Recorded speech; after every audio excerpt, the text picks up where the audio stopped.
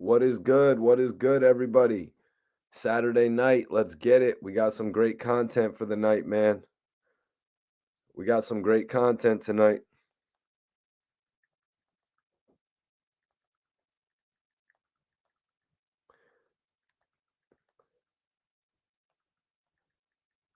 Let's do it tonight. We got some shit to talk about, you guys. Just getting everything situated with the stream. Appreciate you for tapping in, Peasy. Just getting everything set up with the stream right now. Doing a little last minute promotion for the show tonight. You know, I appreciate everybody tapping in. Let me see what we're smoking on tonight. Of course, I'm going to have to repeat this quite a few times, I'm sure, but it looks like we are smoking on the daily special tonight. What do y'all think percentage-wise that is? What do y'all think the if you weren't tuned in last night, you don't know what the percentage is, but maybe you watched the video on demand from what we did last night when we were actually speaking on the record sales. Last night we did a little something different. We were predicting Lil Durk's record sales. We were actually talking about if he'll move more units than NBA YoungBoy, DaBaby. But everybody here on Instagram, hit the link in my bio and come join us on YouTube. See y'all on YouTube. Come join us. Hit that link in my bio now, guys. Appreciate everybody for tapping in. I am good, Steve. I am good. Appreciate everybody tapping in for the live video tonight. We got some exclusive shit for y'all, man. We got some exclusive shit for everybody tonight. Definitely excited about tonight's watch along. Definitely excited about tonight's watch along, you guys. Go ahead and share this video. Let's see. What's Post Malone doing over there? Post Malone's a wild dude. I still remember my guy bringing Post Malone out to Connecticut. First to bring Post Malone out to CT and shit. I still remember that, man. Everybody share this video. Adam Smith, what is popping with you, man? Appreciate you for tapping in. We have an exclusive video. We have an exclusive video tonight. I think everybody's gonna love it, man. I'm really excited for tonight's watch along.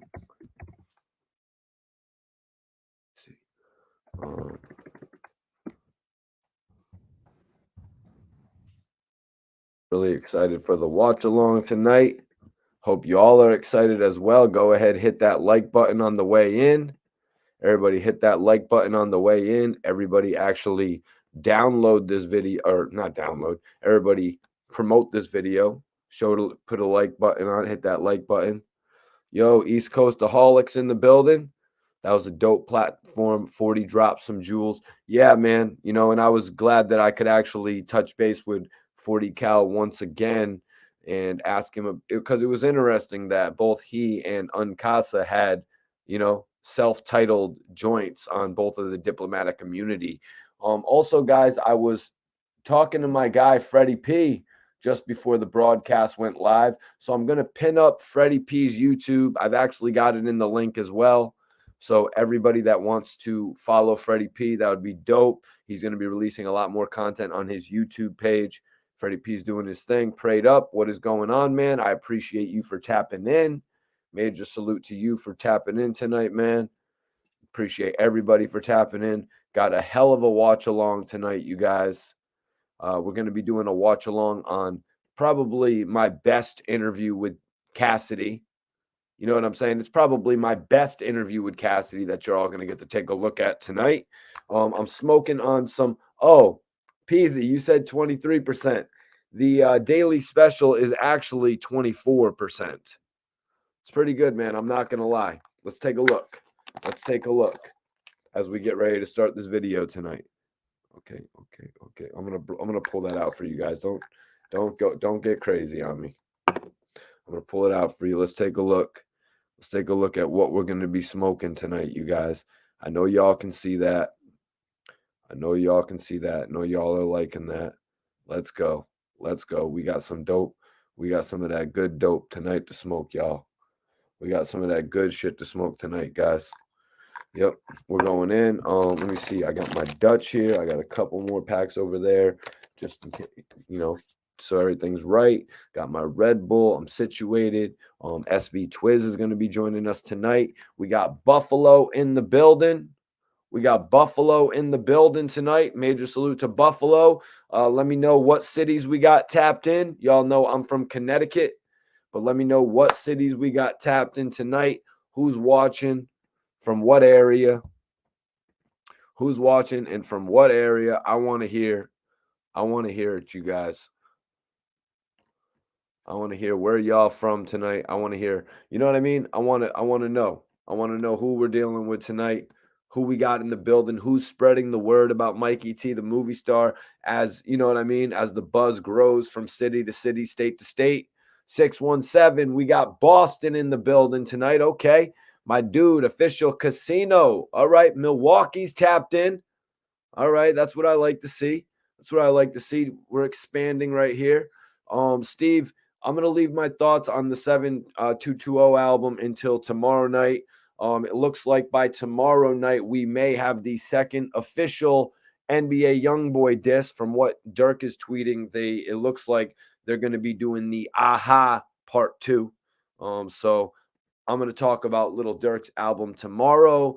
Also, as we draw closer to his official record sales, even the early projections, because that's what I'm looking to next. You know what I'm saying? I want to review the album. I want to see what it's going to do first week. You know what I mean? In regard to all the competition. I mean, NBA Youngboy came out with the Colors Project, 79,000.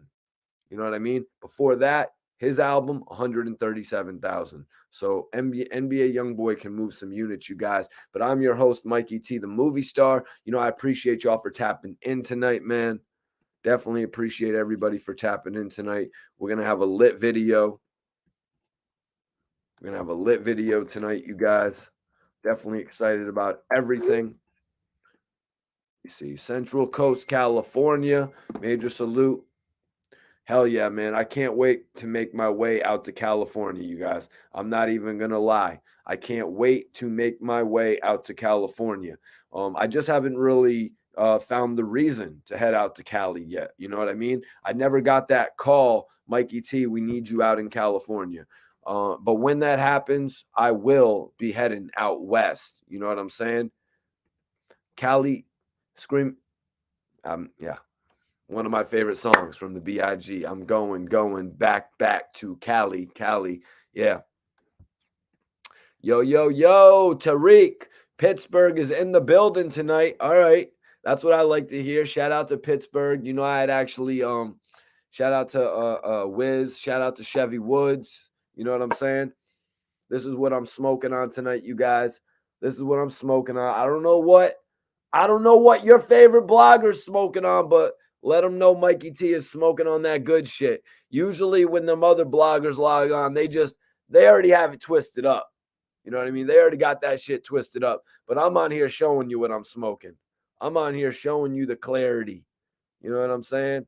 I'm on here showing you the definition. You know, that's what makes me a little bit different. You know what I'm saying? That's what I'm saying. I'm appreciating everybody for tapping in. We got a hell of a video tonight, as I said. Cassidy exclusive interview. Cassidy's actually going over everything in this interview, you guys.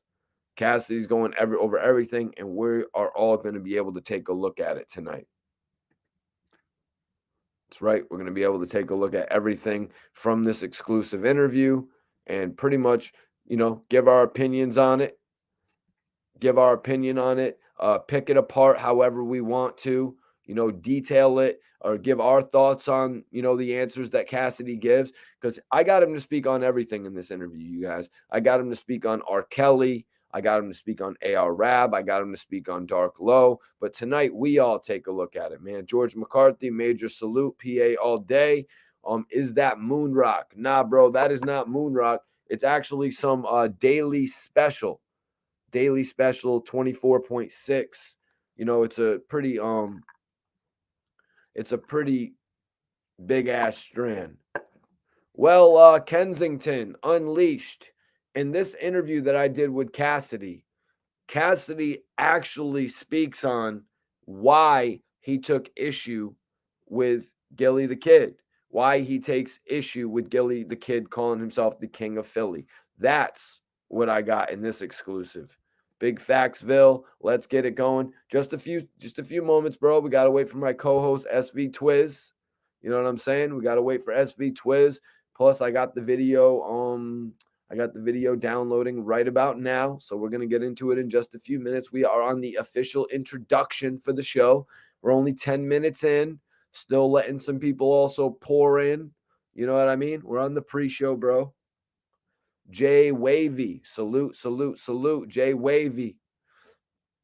Yeah, because back in the day, I watched the interview where Cassidy was asked the question about Gilly the Kid being the King of Philly. And that's kind of where their whole issue started. That's kind of where their whole issue started. So that's what I wanted to interview Cassidy about. A lot of these guys, like Gilly was doing interviews back in the day, more so. Cassidy bringing himself back into the game all the way. You know what I mean? Cassidy's bringing himself back into the game all the way through these battles and through the music. Cassidy actually released 3 albums in 2021. So that's really how I was able to, or 2020, 2021, he released The Science, The Wise Man.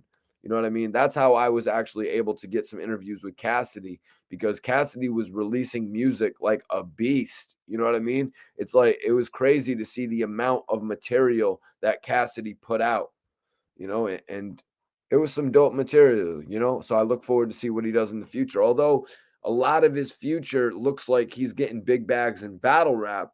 Also, I think he's doing some great music as well, you guys. Also getting into producing more a little bit. But yo, Clarence, what up, my brother? What up to you, man? I appreciate you tapping in tonight.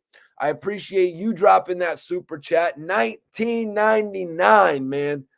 You make me see that there's people out there that actually give a damn about what we're doing and care to support what we're doing. So, Clarence, I really appreciate you tonight dropping that super chat to get things started. Big Factsville super sticker. Let me check it out. What is it? What is that? Who is that little Gumby over there or something, bro? You sent me the Gumby super sticker. Hey, whatever it is, Big Factsville, I appreciate it. Now we're for everybody that's watching, I want you to all subscribe to Freddie P. That's right, making the band Freddie P. I was actually just on the line with Fred. That's my bro right there. We did a lot of work when I lived in Miami. So I want everybody to actually subscribe to Freddie P right now. If you're not, he's going to be on YouTube dropping a whole lot of material. But I want to bring my co-host in. I want to bring my co-host for the night in. He is the hood blogger. The hood blogger, y'all. SV Twizz. Salute, salute. Shout out to the chat, Mikey T, my brother. What's good with you? Twizz, I appreciate you for tapping in, bro. We got No doubt. an exclusive interview here to watch with Cassidy, man. He Let's get speaks it. on all types of shit in this interview, Twizz, man. How hype are you to go for this Cassidy interview tonight, man? Well, Cass a legend from the city, man. You know what I'm saying? Another impactful artist that, motivated my era, man. So, you know, this joint highly anticipated, man. Let's get it. Hell yeah, man. Big Factsville, Twizz, Big my dude. facts, Phil. You know how we carry it. Much love and respect. James Buffalo Brown sending in the some love. building. You Yep. know how we carry it. Salute, bro. Okay. King Grandson is in the building. Major salute to Okay. you. Jay Wavy, what's good, Jay, Twizz? I can't complain, bro. Much love and respect, man. What's good? That's Shout out right. to everybody, man. That's right, man. Today the interview actually covers a lot, man. AR Rab, Dark Low, also a portion of this interview. I want to say when Dark Low actually was having issues with his probation, Twizz, and Okay. Cassidy actually made sure that Dark Low was able to run around and tour with them and shit like that, man. What do Okay. you make of that, man? Like Cassidy, the guy from Hotel, you know what I mean? The guy Hmm. from I'm a hustler. You know what I mean? Pull two big different things right there. But, you know, he's got these big records and he's still considerate to call somebody's parole officer or their probation. Yeah, that was thorough right there, man. You know what I mean? You know what I'm saying? He was trying to help him out, so it ain't too much of that, man. You know what I'm saying? A lot of times it's up to the artist to get themselves out of situations. So, for him to try to reach out and make that happen, that was heavy.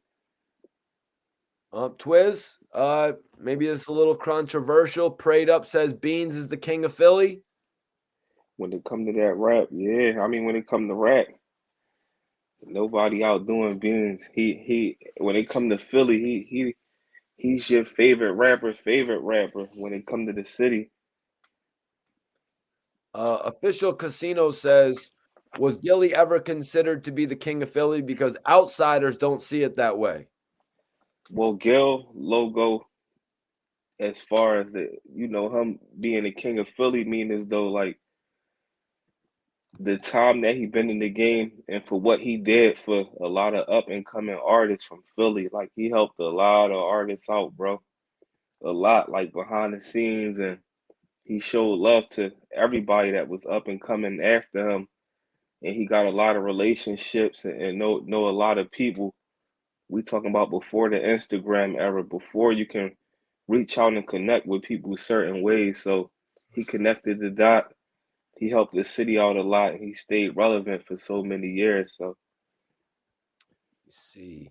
Neo Chambers, big up Mikey T. Salute to you, bro. Salute to you, man. Salute to you, P Easy. I appreciate everybody tapping in. Hit that like button. It helps with the algorithm. Share this video as well. George McCarthy says, Twizz, larceny was slept on. Can you touch on that? absolutely, man. You know what I'm saying? They had Ab, Shits, Akbar, and them. I don't even know what happened to the rest of the Larceny family. Like all you hear is Jag, and we saw what came of AR. But like Shits, Akbar, and them, and the you know what I'm saying? It's another boy on there. I can't think of his name offhand, but they just like disappeared, man. Cass had a nice little team. They was all hot. Like you right, Larceny family. They like on them Cass mixtapes when he had those artists featuring. Everybody was smoking them joints. They definitely was slept on. Crazy. Crazy. Let me see right here. Peasy says, I remember when it was Major Figures versus State Property, but Major Figures actually existed before State Property, Twizz, and then it came to them actually competing. Yeah, it was the figures was was definitely out before State Property as a group. You know what I mean? Major Figures, they got they self on from selling they own mixtapes and stuff from out their trunk. They did it in the you know what I'm saying, early 90s, bro. So State Property and Major Figures, it was deeper than rap. It was like one of the most serious rap beefs. Like how we got a lot of things going on nowadays, like that was a serious rap beef. It was a lot of things behind scenes. So Big Factsville says, Gilly is still showing youngins love. He showed a few Boston rappers love. Yeah, what do you facts. think of that, Twizz? You know, Gilly always going to rappers' studio sessions, and if the music is hot, you know, a lot of the time you'll see them pop up on Gilly's Instagram. You know, Facts. Facts. That's what Gil do, man. He always extend for talent, for youngins that's hungry. That was always his thing. He even had a DVD out Philly, man. Once upon a the time. the Marijuana High DVD. Facts. Marijuana high. Yep. Okay, Yep. that's what's up, man. Official Casino says if we talking numbers, then low key Will Smith is the king. Are we Yeah. talking? Are we talking the No. fact that Will Smith charges 20 million plus to do a film? Is that the numbers that we're talking about? The fact Being that Will Smith charges 25 million to do a film? just because you the most successful don't consider you the king. The king gotta help people out. Will Smith got up. He ain't helped nobody out from, what I'm saying, Philly, bro. It's like he still got family members that live in regular houses out Philly, bro. So that's why Gil was claiming that title. Have you got an opportunity to see the Fresh Prince or the I should just call it Bel Air actually now? I didn't even watch it yet, Oh, Mikey. I you're gonna didn't have to watch check it it out. yet. 6 episodes are out. 7 episodes are out now, Twizz. So you can binge watch that shit and you'll have a great Yeah, time. yeah, I know that's gonna be a real good John. I saw the trailer and they touching up on things that people ain't really know about Oh yeah, as far man. as Will Smith upbringing. So that's gonna be heavy. Yep. And Easy the Block Captain. Actually, I mean, that's something right there, you know what I mean? That one of the creators of the show actually came to Philly to actually get Easy the Block Captain to actually be on the show, Twiz. That's the fact that That's heavy, man. the fact that Freeway's music is in the show, the fact that Freeway was in the show as well. That's got to say a little bit something. They're actually coming back to I don't know where the Fresh Prince of Bel-Air was shot. I imagine it was shot in Hollywood or something like that, Twiz. But, Yeah, how much love they're showing to Philly in the new show. It's just I gotta say it's outstanding. it is. That's heavy because normally they don't do that on shows. They have a show about a certain city or a place. And shout out to Easy, man. Shout out to that fire interview Mikey T just dropped with Easy.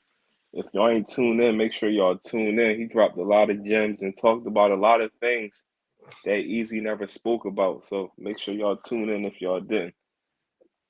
So I guess Bel Air is actually signed for 2 seasons. George, I'm wondering how many episodes per season are we gonna get? Is it just gonna be the standard 10? That's kind of what everybody's doing now. Official Casino says Easy did great. Yeah, Easy did do great. He kind of in the interview that I did with him, he explained what it was like actually being on the he actually explained what it was like being on the set, acting alongside Jabari Banks. You know what I mean? Even some of the pandemic precautions that prevented him from being on the set the day that Freeway was actually on the set, Twiz. Man, they show you how talented Easy is, man. For him to come from where he come from and he jumped in something like that. We talking about no acting school, nothing like that. So like he jumped into a major series and he stood out in it. So, I gotta tune in on that ASAP, bro. Yep. Yeah, you're gonna enjoy that, man. You are gonna enjoy that. George says he heard 10 episodes each. Yeah, that's pretty much the standard. I mean, BMF was only 8 episodes though, Twiz. Yeah, they do eight sometimes too. Even with like certain series and they got Jones that's 10. Sometimes they might have a series where they do an 8 piece on that John. Yeah, we're going to bring up this interview with Cassidy in just a moment. Let me check how we're looking on the upload. Yes, it looks like we're going to bring this interview up in just a moment. But Twiz, what have you been having going on, man? I seen you've been releasing some content on your page. Let everybody in here know where they can tap in with you, bro, before we get started. Yeah, man, y'all can tap in with me on for one, y'all need to reach out to me, man, if y'all interested in becoming, an actor or y'all want to get behind the camera, y'all want to be part of the audio team.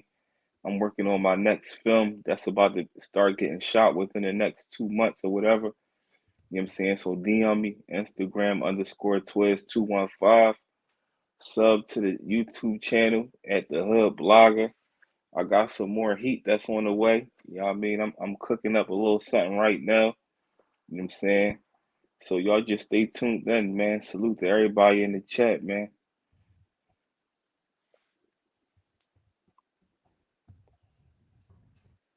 All right, here we go. I'm about to bring it up now. See what's going on with this. So everybody get your blunts rolled up. Everybody get your drinks out. Everybody get ready for this exclusive. Big Factsville says Twizz got some quality content. Definitely check it out. All you I got to do, appreciate it. tap in, hit up the Hood Blogger on YouTube, and you'll run into his content. Um, D Appreciate it. Smoke, D Smoke was on Bel Air too. Are you familiar with D Smoke, Twizz? No, not offhand. Don't grind me up in the chat, y'all. I can't think of who that is off top. 17th and Burks is in the building. Shout out to my North guys, man. Shout out to Burke Street, man. We know how y'all carry it, man. Uh, Official Casino says that bull has a great future. But yeah, let's bring this up, man, because we have quite the interview tonight, man. We have quite the interview tonight, so let's get started. Yeah. We live with Mikey T, the movie star, right here on Report Card Radio, man. Y'all niggas stay tuned in, man. It's going down. Philly shit. Easy. I was listening to the album, The Formula, new project. It's definitely dope. Cassidy, you're really rolling right now. You know, you had The Science come out. Now you've got The Formula out right now on all platforms. It's going to be followed up by The Wise Man. And you also appeared in DJ K Slay's Rollin' 50 Deep, man. What's going on with you? So right there, before we get into the Rolling 50 Deep, which was actually a record that, you know, K Slay had put together with several different artists. Did you see that, Twizz? No, I didn't see that one. I didn't see that. It's actually a very long joint. There's so many different artists. It's kind of similar to when Cassidy had done that record with all the different artists from Philly. Was that called Brotherly Love, that Cassidy record? Yeah. That was? So, yes, your mama's boyfriend. We are live, man. We are live. Absolutely. We're doing an official watch along, you guys. Let me see. Mount Vernon is in the building, New York. Shout out to NY, man. Salute my bro. Snipe life. Definitely. But yeah, I just wanted to ask you, what do you make of Cassidy actually releasing 3 albums in 1 year, man? As I just said. Yeah, man, he's a working machine, bro. Like, you know what I'm saying? Like, we know, like, Cash is one of them guys where he got, like, textbooks of raps, bro. Like, he can still, like, push albums and stuff heavy. It's just the timing and the business is a lot different now, but it don't surprise me. You know, Cash was one of them guys that he'll stand on the corner out of Philly, bro. He go rap for rap with you from 7 a.m. to 7 p.m. and don't stop. You know what I mean? So he just that type of artist, bro. His memory is always 1,000. And you know what I'm saying, that's just how he carry it. Salute. Cleveland is in the building. Everybody hit that like button, you guys. Share this video. We're about to get back into the interview. Let's see what the first question is. Just working, man. Staying consistent, man. I'm about to drop 3 projects in the 6-month time period. I dropped the first one October 6th. I just dropped The Formula, and I'm going to drop the next one February the 1st. So that's going to be 3 projects in the 6-month time period. Like you said, I've been doing a bunch of features too, aside of the K Slay one. I've been doing a lot of records with a lot of artists that's about to be released soon. We actually about to do another K Slay record like that, rolling 100 deep. I'm about to go even more crazy with it. So. Yep, I know you're known for doing stuff like that. I remember one record you actually united many of the artists in Philly. What brought about this reconnection with DJ K Slay, Cass? DJ K Slay was like one of the first DJs I ever started working with when I came to New York. I think he was the first DJ, like mainstream DJ, to put me on a mixtape. So I've been rocking with him since I was a teenager, and just maintain a relationship over all of these years. And he know that I'm known for bars, so when he was putting together a record like that, he had to tap in. Yep, that was crazy. He had the new school. He had like Benny the Butcher on there. He even had guys like MOP on there, man. But that's dope to hear. Rolling 100 deep, because, man, that caught a lot of attention online. You know, Cassidy, you've been in the game for 20 years. Right now, how are you feeling about everything that's been going on as of late? You know, pandemic, quarantine. How much has it affected you?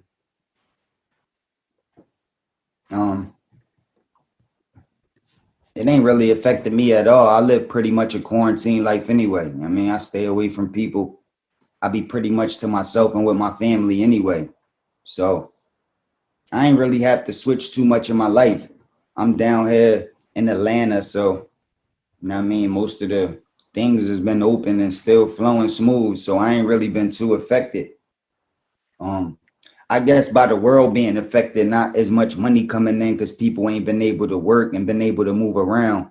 There's less opportunities to do shows, to tour, even to get features done. You know, artists might be struggling, might not got the bag that they used to having, so it could affect you in that way. But I try to stay busy and have a lot of other shit going. So if I come through a dry spot or a hard time in one area, I got other areas to hold me down. I've been out for so long, I'm used to this. This not the first like pandemic or like problem or trouble that I went through where I had to maintain. So I'm pretty good. So Cass, on the album, the form, yeah, right there, you know, Cassidy basically saying that, you know, he has a couple different, you know, ways of getting bread. I was kind of thinking about that when he released these projects, you know, like just because all these albums, they're obviously not going to come out and sell 50, 60,000 copies, Twizz. He's still got the battle rap to fall back on, but he's still putting out the music in order to, at least if something's going to be there, is what I'm thinking. If he could have a resurgence. Facts. You know, you got the battle rap, and he still get royalties, man. You know what I mean? He still got work that he put out in the past that he's still getting paid for. So at the end of the day, it's like, you know what I'm saying? Cash gonna be good, man. Oh yeah, facts. Especially with all the battle rap money he's getting. Especially the battle rap money. You know what I mean?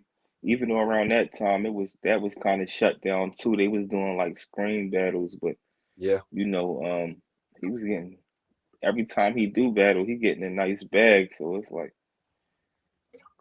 I think he's he got other things too, like when he takes endorsements from like people's clothing. I don't know if you see on his IG. mm-hmm, Sometimes he's posing in people's clothing and stuff like that. So Cassidy's smart. You know what I mean? He's got a lot of different avenues of getting bread. facts. Formula. Let's So you talk gotta about do the it. formula a little bit. One of the first things that caught my attention that you says that was that you made your first $1 million. I want you to take me back to making your first $1 million. How did that change your life? I was young at the time, so it ain't really changed my life that much, the actual money. The success and the fame that came along with it, people recognizing you, knowing your name, knowing who you are, that changed my life a lot. But the actual money, um, it didn't change my life too much. Um, yeah, I can't say the actual money changed my life too much. I'm not really interested in money. I'm a hustler. I know how to get to it, and I know there's a billion ways to get money. And if you smart, you could figure out how to get money in a lot of different ways. So money never really affected me. I always wanted to be that boy, to be the best lyrically. So that was my main focus, and shit wasn't going right as far as the business go and how I wanted my career to go. So even though the money was coming in, I still wasn't like in the right place at that time. It wasn't like celebration time and I was super happy. I was actually frustrated. When I had the most money was when or the most money coming in. That one time when I had the most money coming in and flowing in is when I was like probably the most miserable. Damn.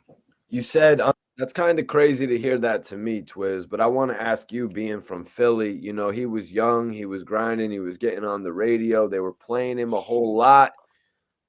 His first $1 million, he says it didn't really change things for him, Twizz.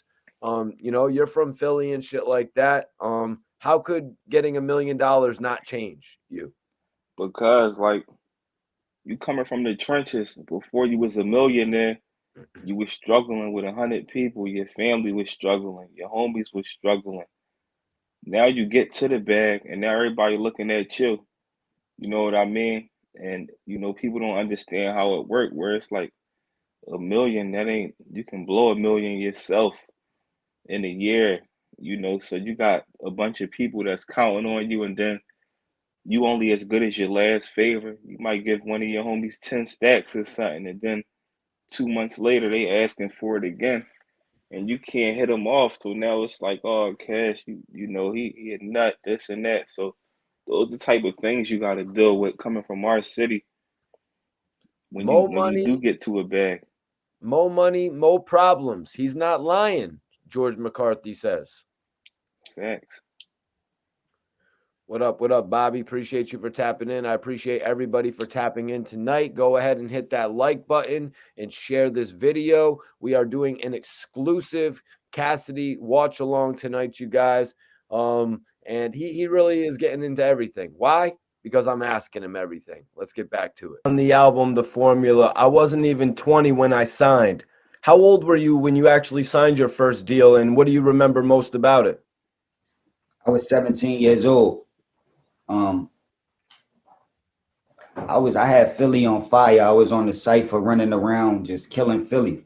So I got called out to New York. It was with the Rough Riders. I signed my first deal.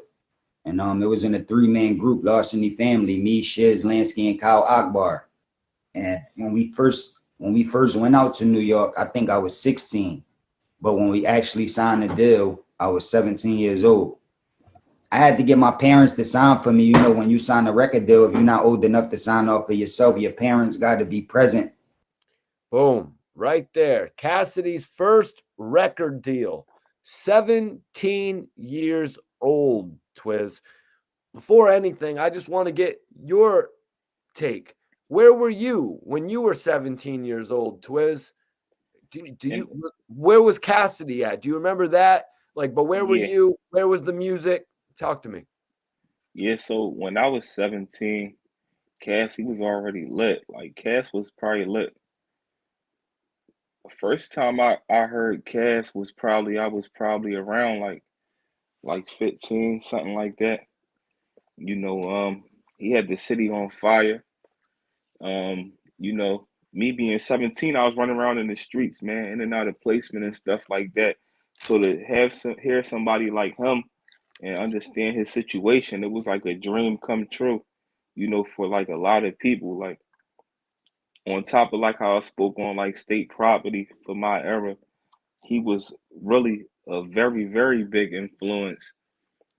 He was like just as, or maybe even a bigger influence than state property at that time, because I remember being in school and the battles after school, the battles in school, everybody started using punchlines in they rap. Like the punchlines, he made punchlines very, very important, bro. You know what I'm saying?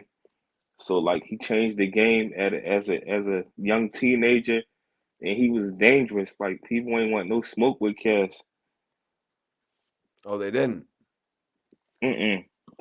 All right. Nobody would have smoked with him. He could have smoked anybody from the city. You know what I'm saying? At that time, like come up, come nobody wanted no smoke with Cass. He would have embarrassed you. You step in the ring with him. Oh yeah, let's get back into it. To actually sign the contract for you. So that's how it went down. That must have been a crazy reaction to your mom and dad seeing you involved in a record contract like that. You know what I mean? For sure, for sure. But you mentioned it on the album, Cass, so that's why I want to go here. We haven't actually spoke on R. Kelly, really. So you mentioned R. Kelly on The Formula, but could you tell me about actually first meeting R. Kelly? I met R. You know the answer to this one, Twizz? No, not the first time he met him. That was like more behind scenes stuff back then. Okay. That's an industry question right there. All right, cool. Let's get it. Let's get it. Cassidy's first meeting with R. Kelly, you guys. Let's get it. Kelly when I was working on my first album. He was on my first single, Hotel. So when I was wrapping up the album, I had a lot of songs done already. We was like about to wrap it up, but I needed that like big single. So we was looking for a certain type of feature.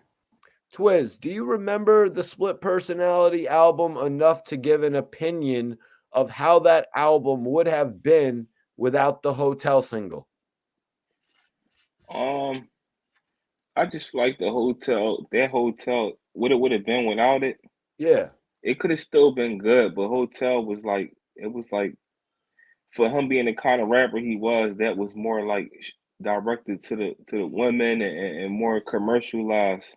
You know what I mean? So I think Hotel helped that album out a lot. That was like his one of his biggest joints on there Yeah. to the world. Share this video, everybody. We're doing an exclusive watch along tonight. Hope y'all are enjoying it. Everybody also can comment on the interview as well. I'll read all your comments. Like a singer type of feature. The label that I was on at the time, J Records, they was like a pop label. They was used to working like big top 40 type of records. And I had like more hard street records. So I needed like a type of record that they'll be able to work, that'll be able to cross over and things like that. So we was thinking about a singer to put on it, and you know, me, Swizz Beats, Grady Spivey was an A&R that was down at the time. We all came up with the idea to get R. Kelly on the song. So we had the idea for Hotel and the direction that we wanted to go, but we put it together to go meet R. Kelly out in Chicago. So we went out there, and we went in the studio. He was just in the studio. We played the beat and let him know the concept, and he just started singing right away. He just started singing all type of crazy hooks. Actually, when he recorded the Hotel hook, he laid a lot more than that. Like when we did the Hotel remix, it was like a different hook, but he did that the same time that he did the first hook. People think he probably came back and did a new hook, but he did so much that first time that we had so much to work with that we was able to make multiple hooks and multiple bridges out of what he did the first time. So I was astonished by how multiple beats was coming on, and every time a beat come on, he would just sing a hook right away. Like he didn't even So they got R. Kelly in the studio now, Twizz, and he's recording all different types of shit, you know, that they're able to use here. They're able to use it there, use it as a bridge, put it on the remix. Now, I would imagine every time they got to use R. Kelly, he's going to ultimately get some back pay on those vocals. Absolutely. You know what I'm saying? That's still R. Kelly. And we talking about it at a time when he was on fire. You know what I mean? This was like, what was this, like 04, 03, something like that? That joint, like, he was lit. So going back to all that, Twizz, is it a shock to you that Cassidy was actually able to secure a feature with R. Kelly at this time? Did it come as a shock? You know, when No, he had not at that time, because he was running with Swiss Heavy, and you know he was in his prime at that time. Like that was his upcoming, so it didn't shock me. Hell yeah. Hell yeah. Let's get back into it. This is a watch along interview tonight, you guys. Bama, salute. Bless up. What up? What up? Bless up. George McCarthy says R. Kelly was coming off the Jay-Z album with Fiesta, right? Facts. So that was like the same type vibes right there. Yeah, I love that record. I love that record. The R. Kelly and the Jay-Z joint where he's like, they try to charge me, but I'm not guilty. Oh yeah, that joint was fire. You know, and then like throughout the whole thing, it's all talking about how Jay-Z isn't guilty. You know what I mean? That joint was fire. The video and everything, that joint was. But then, of course, R. Kelly has to throw it in. You know, when he's like, Jay-Z's not guilty. He's like, R. Kelly's not guilty. It's like, that wasn't in the lyric memo, R. Kelly, bro. Like, why'd you add that lyric in, bro? We're trying to make it look like Jay-Z's not guilty, bro. Yeah. My bad. Yo, Raekwon, it's all good, brother. But yeah, nah, it's all good, Pro. We appreciate you tapping in. Let's get back into it though. Really have to zone out to listen to the beat long. Soon as it dropped, he was already singing crazy ass melodies. So, and I was young at the time. I was just getting in the game. I ain't even have a single out. So I was already a super R. Kelly fan. So to be working with Swizz Beats and be in the studio about to do your first single with R. Kelly, it was big for me. Actually, Twista, he came through the studio that day, R. Kelly studio, and I got to hear Twista rap. We were spitting some bars back and forth and all of that. And once he recorded the chorus, we left. I went back to my hotel. I was really in the hotel with Swizz, and that's when I wrote the record, like wrote my part and finished it like that. But that was my first time meeting him, and that was my only time meeting him. I never got a chance to meet him after that. Okay, so that was actually one of my next questions was that Was there ever a chance for you and R. Kelly to actually work together again after the success of Hotel? Was there ever talks about you guys actually reconnecting for another single? I know what you just said, that you guys had a lot of extra vocals from Kells that we ended up hearing on the remix. So Hotel actually had a remix to it, but was there ever any future plans to pair up again? I think Hotel Remix was featuring Trina. Yeah, it was Trina, the queen bitch. And Shout out to Trina. yeah, it was a big record, man. So, but I wasn't even responsible for putting the first record together with R. Kelly. So, after we did that record, we started to develop a relationship like through other people and phone calls. Like we never met up with each other, but we was keeping in contact through people, and we were supposed to work again, but it just never came together. Actually was supposed to perform with R. Kelly one time. The second time that we were supposed to meet, we actually was in the same building, but we ain't meet up yet. I just met with his peoples. And it was on the tour when him and R. Kelly, him and Jay-Z had the Best of Both Worlds project out. And I think they was touring and they was doing Madison Square Garden. And I was supposed to come out with R. Kelly and perform that day, but there was a situation where like a fight broke out and the concert got shut down or something. So I never got a chance to perform with him. And I didn't get a chance to see him that day. So Cass, we were talking about you were 17 years old. You signed your first deal. What do you make of all that miscommunication with R. Kelly, though, man, as far as not being able to get to perform with one another, there never being another song after Hotel? Did you think they needed another song after Hotel? I mean, it could have happened, but we talking about R. Kelly. He had a lot going on. You know what I mean? Like it was a million other things he had to do. Same with Cass. Cass still building his career and all of that. So, you Yeah. know, it happens sometimes, man. Cass ended Like up he said, going to jail. facts, that too, and plus he just came off the joint with Hove.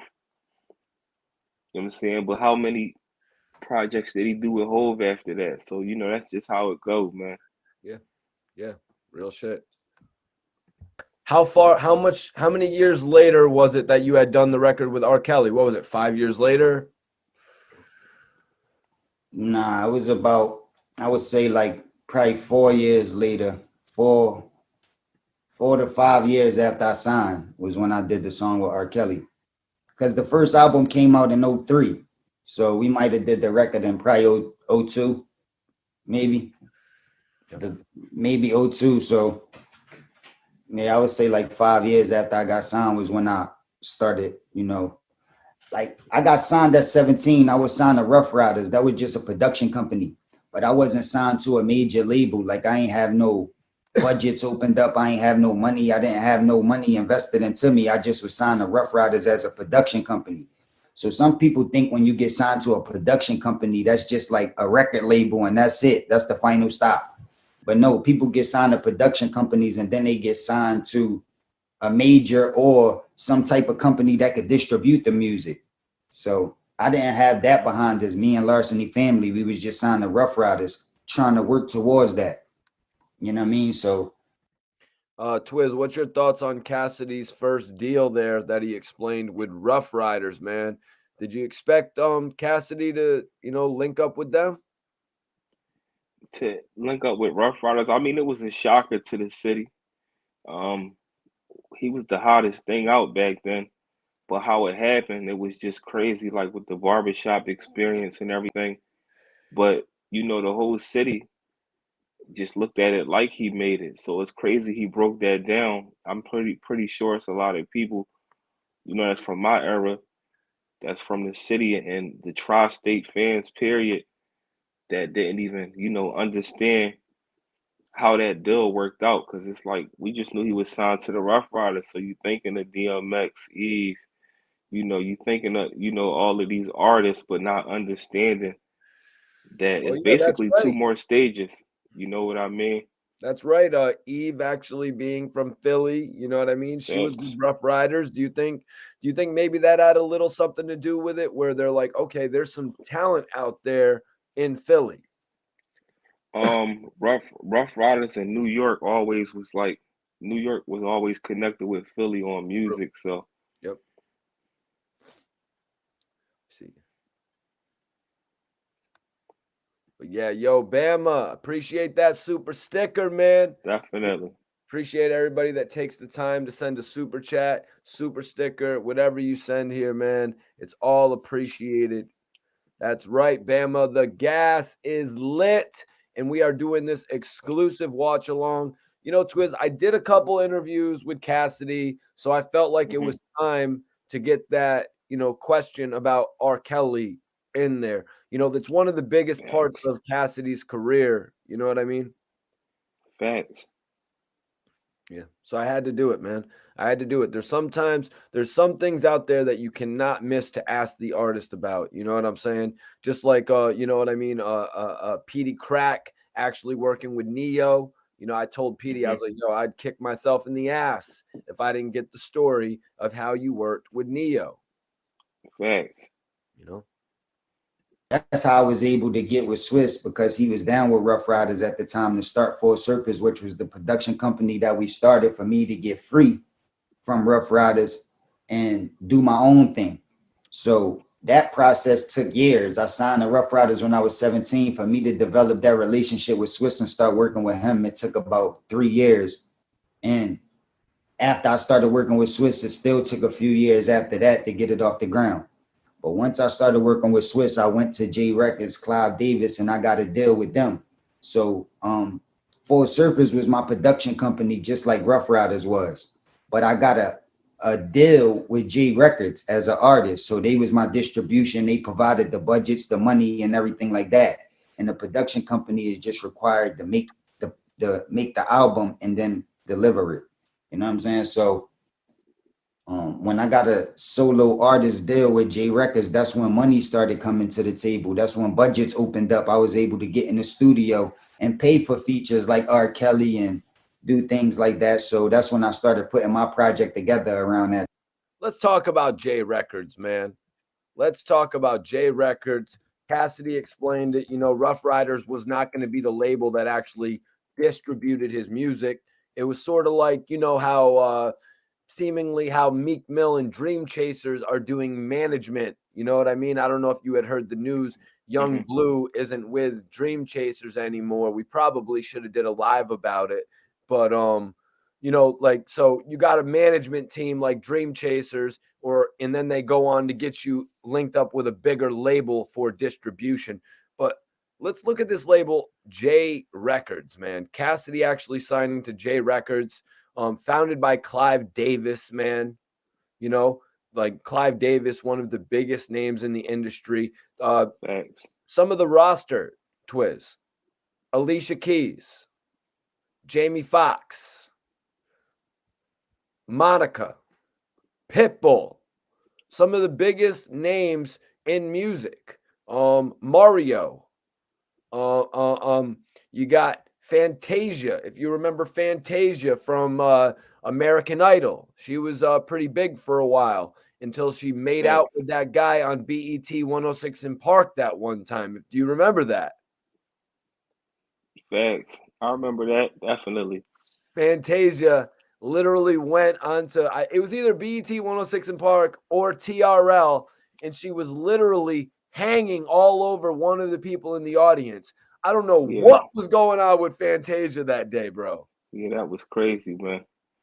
I guess, yeah, you must have seen it because it was really one of the only appearances I ever remember. Like I was kind of interested in Fantasia when she won American Idol. You know what I mean? More so than the others. Like your Ruben Studdard, your Clay Aiken. Obviously, Kelly Clarkson blew up more than any of them. Definitely. That been a while ago. Bama remembers that shit. It was all that stuff we talking about early 2000s right there. Yup, Mario. But yo, it's interesting to see that this label, J Records, having so many major artists like that they would take a chance on a Cassidy. They would take a chance on a Fantasia. Yeah, that was crazy. On a Fantasia though as well, man. You know what I mean? Because I'm just saying. But anyways, we'll move on from Fantasia. My bad. So anyways, So yeah, Cassidy signs with Clive Owens. He signs with J Records. It's a major look. Let's get back to the interview. Share this video, everybody. Time. And around the time like when the Freeway battle happened, that was like when budgets started opening up and I started working on my project, but I ain't have no music out yet. I was still cooking. First of all, actually, before we even get into it, man, I want to say all due respect to Freeway. RIP to Freeway's son. Very sorry to hear about that. My condolences. It's crazy. Yeah, man. But I wanted to ask you a little bit about that notorious battle, man, and just, you know, I mean, can you tell me how the battle with Freeway actually came about? Major love to Freeway for actually tuning in and joining us. I know Freeway is a busy dude. I know Freeway is actually a busy dude, you guys. So I really appreciate him for tapping in. But are you ready for this, Twizz? Are you ready to hear the exclusive story of the Freeway battle? Definitely. Oh, yeah. I want to see what Cass got to say. Oh, man. You know Cass is going to be talking his shit. Let me know if you... Of course. Let me know what y'all think in the chat, man. Let me know what y'all think in the chat. George said, Philly Freezer. He's ready. Hope y'all are ready. Let's go. I was with Swizz, and we had to go to the studio to work on this Mary J. Blige song that Swizz produced. Jay-Z was rapping on it, but they did it like a long time ago. And some of the shit that Jay-Z was rapping about was a little outdated, maybe some of the clothes or something. So they wanted to like update the song, switch to adjust the beat a little bit, and Jay-Z would do like a different verse. Jay-Z wasn't there and Mary wasn't there. It was just me and Swizz. We in the studio and Swizz working on the music. I get hungry, so I get the driver to take me to McDonald's. And while I'm going to McDonald's in the car, I hear Rockefeller on the radio. And this one they had that time is like a legendary time that they was on the radio in New York, and they was all rapping and going crazy on that jump. And Jay-Z was saying that he had the hottest young boys in the world and they was willing to battle. And he said somebody called up the radio station and asked to battle, but they only had $1,000. So he was like, holla, and they was making fun of niggas. And they wasn't talking about me, but just me coming up at that time and being a young nigga that was really active. I just felt like they was talking about me. So when I came back from the McDonald's, I went in the studio and I'm like, yo, Swizz, these niggas was just on the radio talking crazy, like talking about this. He like, yeah, well, it don't matter because Jay-Z about to come to the studio anyway. Whoa. All right. So Twizz, Cassidy decides that he's a little hungry. He decides he wants to go get something to eat. He wants to go to McDonald's. Right. He went and got a McChicken real quick. Yeah, He wanted to go get a McChicken. So once he got in that whip and he started driving, that puts him in a whole nother space because now he's able to listen to the radio. Now he's in the studio. Back then, you're not able to pull it up on your phone, the radio station. So now he's in the car. Now he's going to get a McChicken. I don't know if that added to the intensity of his rap. You know what I mean? Maybe if he had gone and got a filet mignon or something, he wouldn't have been as pissed coming back. But he heard these dudes. So what did he hear these dudes saying on the radio and that got him all hyped to it?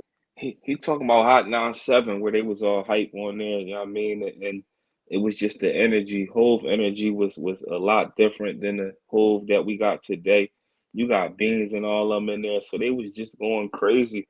They was like, whoever wanted to get it, whoever wanted, won it. But at that time, regardless of how he was taking it, it wasn't directed to Cass. They talking about like people that really had they feet fully in the industry. Like Cass was upcoming, and you know what I mean. So it wasn't directed to Cass. George said McChicken bomb, no lettuce and cheese, good munchie for sure. What Twizz, I'm sorry to have to take it here with you, man. But you know, if we were on XM radio, I could ask you this. What meal do you think Cassidy actually got? You're a Philly Bull, man. What is the go-to McDonald's meal for the Philly cat? Here, it's pretty much that number one, you know, the whole sandwich. What's it called?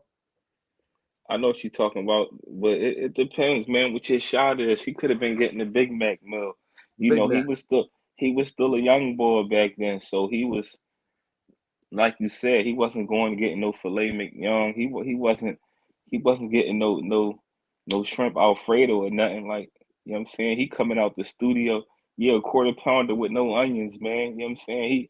He was on one of them missions, and that's back when you could. Now, bro, McDonald's they numbers then went up. Back then, you could feed a whole family from McDonald's for $20. Like now, you get like 3, 4 meals. That drink be like $36. All right, let's get back into it. Big Mac the one. It's Bama said. Let's get back into it, guys. So I'm like, yeah. So I'm just sitting over there on the couch, and not too long after that, Jay-Z come. But he like come by himself. He don't come with none of them or nothing.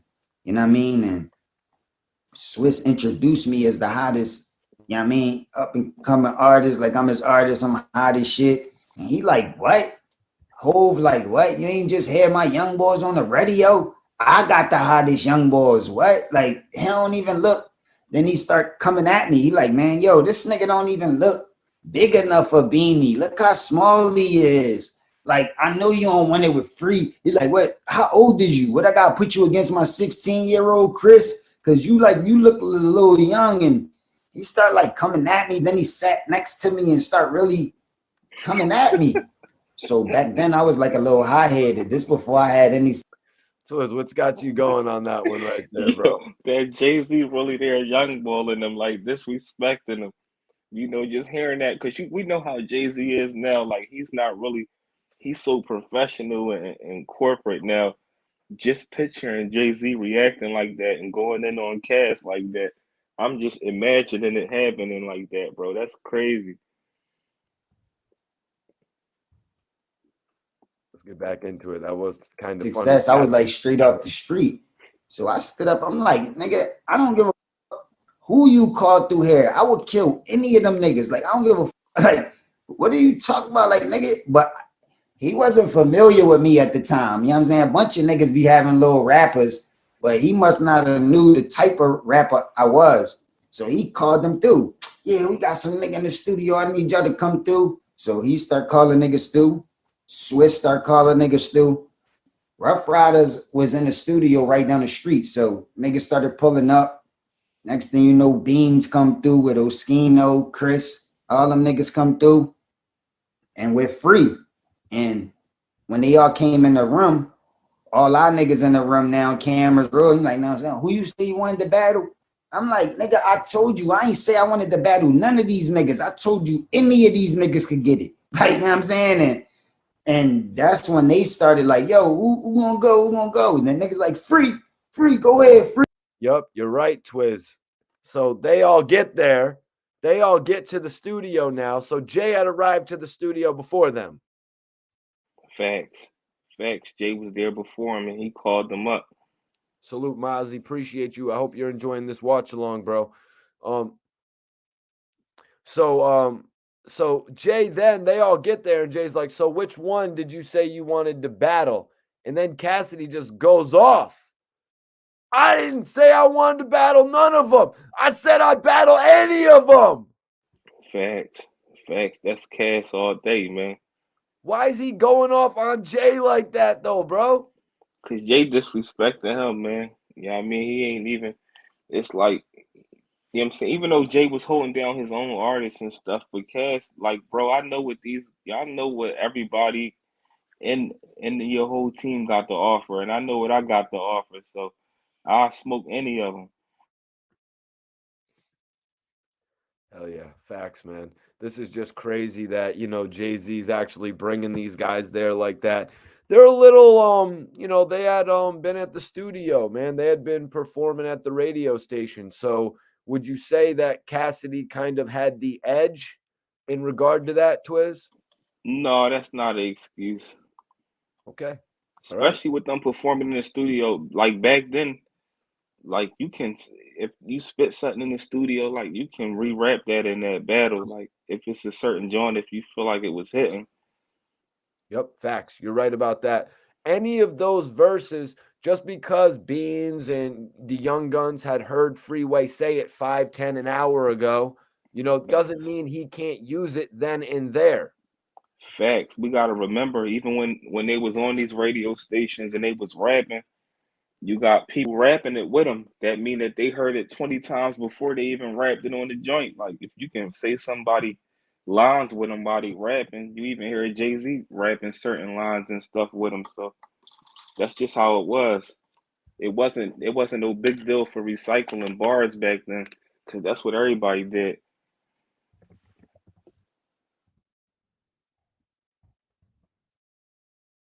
Get back into it though. Free, go ahead, Free. And I guess probably because Free just killed it on the radio and they was working on his project at the time. Free was like that, like one of the top niggas. But I don't think that was a good decision, especially because they was working on his project and the type of style he got. I don't think, because I'm from Philly. I know them. Like, I know everybody that's there. I know how they rap. So I'm thinking they going to definitely choose Beans. You know what I'm saying? But Beans knew how I give it up. When he came in the room, he like, oh shit, B from the Cypher. You know what I mean? He knew. They didn't tell him it was me. So they thinking it's just some regular nigga. So they come in there and they see me. They like, oh shit. So Cassidy kind of saying like he knew what to expect from anybody in Philly. So it's safe to say that he already knew about Freeway and all that. Yeah, everybody did. They knew about, like, they had the city on lock at that time. Okay. Okay. So Cassidy knew about Freeway, and just for a little bit of foreshadowing. So Cassidy knew about Major Figures, that means as well too? Yeah, absolutely, because they was Obviously. before them. Like it's like Figures, Philly Most Wanted, certain Philly rap groups was known about.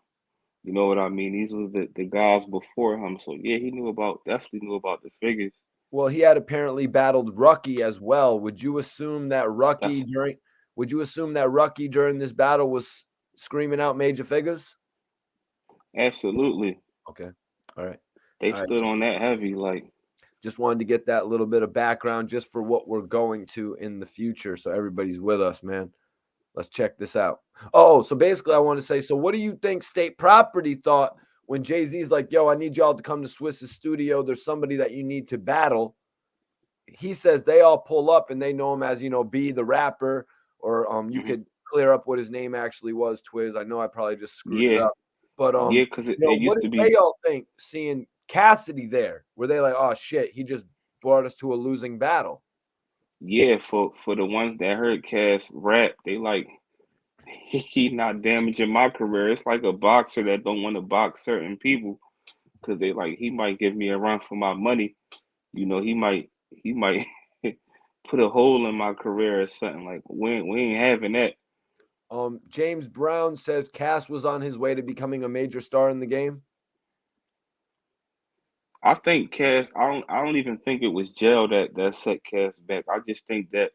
Well, no, Twizz. He means at this point in time when he was Oh sitting in yeah, that at that studio. time. Oh yeah, definitely. Yeah, absolutely. Yep. That right there. That's what really took him on a different level.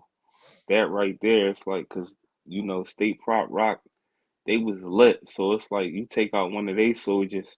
Bro, I had to ask, and I don't think it's this interview, so we'll have to go over this in the future. But I had to ask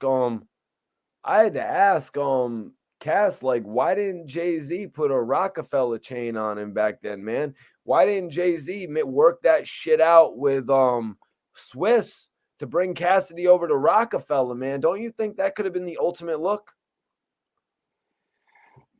I mean, it could have, but the timing wasn't right.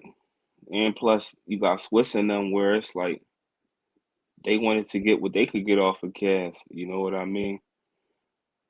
Maybe after he had gotten out of jail and was doing his third album, Bars, it would have been the right time to bring him over to the Rock. Yeah, it could have happened. If my timing's not off, Jay might have been at Def Jam at that point. My timing might be Yeah, off.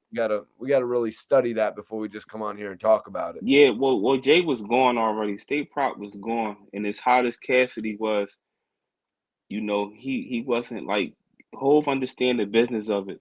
Cassidy album sales and all that. That's what count, bro. Like, I mean, and that's what State Property was great at. They was great at putting out, what I'm saying, music that can really sell more than just putting out a mixtape that everybody listening to. Who was that you said? I State was saying Property? like, yeah, State Property, the artists in State Property, they did better They kind of had industry like wise. they kind of had like the NBA Youngboy effect that Youngboy has right now. Like NBA Youngboy can put Exactly, out some shit and it'll sell rather than people not exactly, really checking for it. exactly. Where Cass was like a mixtape boy, like we was keeping up with Cass mixtapes. When he tried to go more industry, it just wasn't working. It just wasn't hitting the same as his mixtapes. Like, All right, so let's get back into this exclusive. I appreciate everybody for sharing the video, everybody for tapping in and actually interacting with us, man. I'm Mikey T, the movie star, and SV Twizz is my co-host. So I'm thinking like if they don't pick beans, they got at least pick Oskino. Like, you know what I'm saying? They can't pick free, like with that in and out flow he got is Right. high on beat. But battle style is gonna be hard to catch niggas. And they kept picking free. So I'm like, and that's how the shit went down. And that's why if you watch the free battle, he like, man, like when I'm like, you ain't fucking with me. He like, man, you want to bet? I'm like, nigga, we could bet, we could do whatever. You not fucking with me. That's why I'm saying it like that, because I thought they was gonna replace free with somebody else. You know what I'm saying? That's what I wanted them to do. But they ain't do that. And that's how the shit went down. Well, you definitely got the number 2 guy, if you could even look at it like that, because I mean, Beanie, Freeway, the Young Guns all became formidable artists under the rock. But I want to ask you, Cass, who did Jay-Z and Swiss look at as the winners of that battle? Oh, you already know. You already know. Like, they was frustrated at free.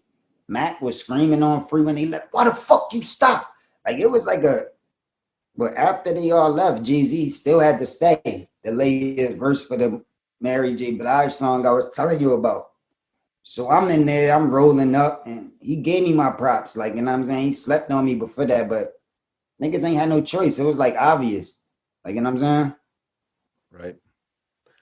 And he quit, like put on a beat. Nah, straight raw. He quit. He stopped rapping. So back then, before like these new battle leagues and all that shit, those is the rules.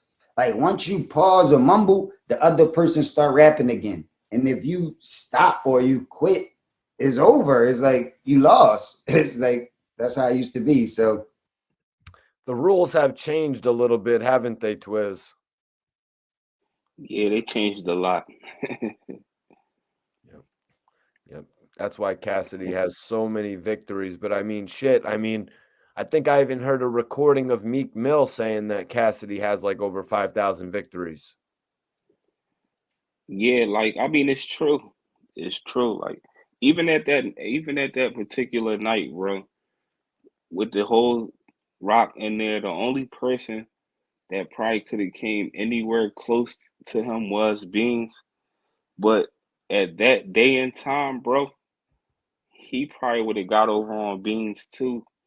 Like truthfully, we talking about face to face battle rapping with Cass at that day and time because Cass had his punchlines mastered and he was very disrespectful and he can do a rap where it's like it wasn't wrote about you, but it felt like it was directed to you. Like if you listen to what Cass was rapping about, bro, like it's like people wasn't used to that kind of rap. Like they wasn't used to how Cassidy was rapping back then. Like he was like a freak of nature at that time, bro. Like damn, bro, like he changed the narrative on this is how you battle. Like you know what I mean? So Cass, I feel like he would have trashed any of them in that joint that night. Crazy. Crazy. it was clear in everybody's eyes who won. So I said that maybe the most likely versus battle for you would be Meek Mill, but do you ever see something happening with Freeway again in the future? Maybe a versus or even just a rematch battle? Twiz, did I predict that or You predicted it. did I predict it or did I just You ask a question? bro, you predicted it like a year before it was even thought about. We talking about this the middle of COVID right here. We talking about the middle of COVID. Like this is when stores was shut down and everything. So it's like you predicted that. It's crazy, man. That is crazy. Alan Watt says, Twiz, I felt the same. Cuzzo Cassidy mixtapes was hard. Facts. They was, bro. I'm talking about like Cassidy went at that day and time, bro. Like when the cast like the original Cassidy, bro. It was like he would have smoked anybody from Philly. You know what I'm saying? Definitely anybody that was signed anything, bro. That's why people that had names wasn't battling him, bro. Like, he was like the most dangerous guy to step into a room in. And y'all, if you haven't, I want you guys to actually subscribe. Subscribe to Freddie P. I was actually just on the phone with Freddie P before we went live tonight, Twizz. Freddie P is about to start doing a whole lot more content on his YouTube page. So I want Okay. everybody to subscribe to Freddie P. Show him some love. Salute to him. Wow. Twizz, I don't even know if this is really much of a question right here. Twizz, back in their prime, Cassidy or J Hood? I'll go with Cassidy, but I love J Hood, bro. J Hood, I love J Hood. J Hood energy, like just how he rapped, like he was keeping up with the locks. What upset me the most though, George, is like I wanted to hear Cassidy with the locks and J Hood, like, you know what I'm saying, on the regular. I feel like he deserved to be, in that, you know what I'm saying, especially with being connected to the Rough Riders. But J Hood was unique in his own way. You know what I mean? J Hood was more like, but definitely Cassidy back then, man, over J Hood. But J Hood was like, he was right there with him. I hear you, man. Nah, I don't think that'd be a good idea right now. Like, you know what I mean? After all of this. He didn't think it would be a good idea, Twizz. Facts. He didn't think it would be a good idea. Facts. Apparently Smack thought it would be a good idea. Well, Smack and yeah, I think it makes sense business wise, but what I think should make even more sense business wise is they should put a beat on because that's what Free requested. Let them battle with beats on a what's that joint? What's that? I forgot that battle rap joint where they put Rap the beats on. Rap War or something. Rap War. Yeah, it's something like that. If they Bro, I don't know, man. I think Freeway has too good of a voice to use a beat. His voice is like, I think his voice is really going to put him over the top in this battle. what he talk about, like, you know what I'm saying? It's about what he talk about. If he say the right things, he can win.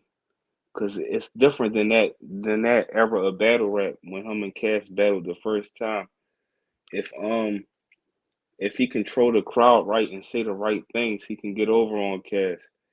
Cause Cass right now is held to high standards because he talks so crazy. All Free gotta do is go in there and get that pain and say some things that have people agreeing with him. You know what I mean? If he can get if Freeway can give up one great round and a great half of a round, then it'll be debatable, bro. It's like, you know what I mean? So all he gotta do is say the right things. I'm putting up a poll right now for everybody that wants to vote in it. Who do y'all got career-wise and the battle? I want to know Cassidy or Freeway, because Twizz just put up a very interesting factor, man. Potentially, Twizz, potentially Freeway could win, you're saying. Yeah, he can win. All he gotta do is use the right wordplay, slow it down. He can't rap like how we know him for rapping. Um, and on top of that, Freeway definitely had a better career, and Freeway make better music than Cass. But face to face battle rapping, Cass was that's what he did. Yeah, everybody go subscribe to Freddie P if you haven't. He's going to be on YouTube going crazy. George agrees with you, Twizz. He said Cass, had. Why does everybody keep saying had? Because like nowadays, how he raps back then, it don't really stick like it do back then, like it did back then. You know what I mean? Back then, it hit hard. Like you be like, God damn, bro. Like you know, we was still getting used to it and adapting to it. You know what I'm saying? Loving it at the same time. And now it's like, what is it, like 20 years later? It's like we used to it, man. It's like, Right. Right. You know what I mean? Yeah, it's we're used to it. That's the wording. Time, I'm not really interested in battling them, but I would, you know what I'm saying? I'll battle anybody if the situation is right. You know what I mean? I'll battle my wife, man. Like, you know what I'm saying? I don't give a fuck who it is. Like, if the money right, situation right. Twizz, you are a man with a wife. Would you battle your mhm. wife? Hell no, he's just talking crazy.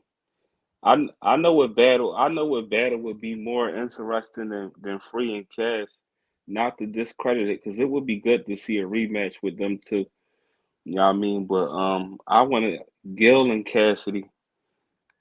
Gil and Cassidy. Well, we're going to be getting into that in just a few minutes. We're going to be getting Okay. into that in just a few minutes because somebody had asked in the chat, Twizz, why didn't Cassidy, put out a roasting diss track on Gillie Da Kid? We'll get into that in a little bit. Okay.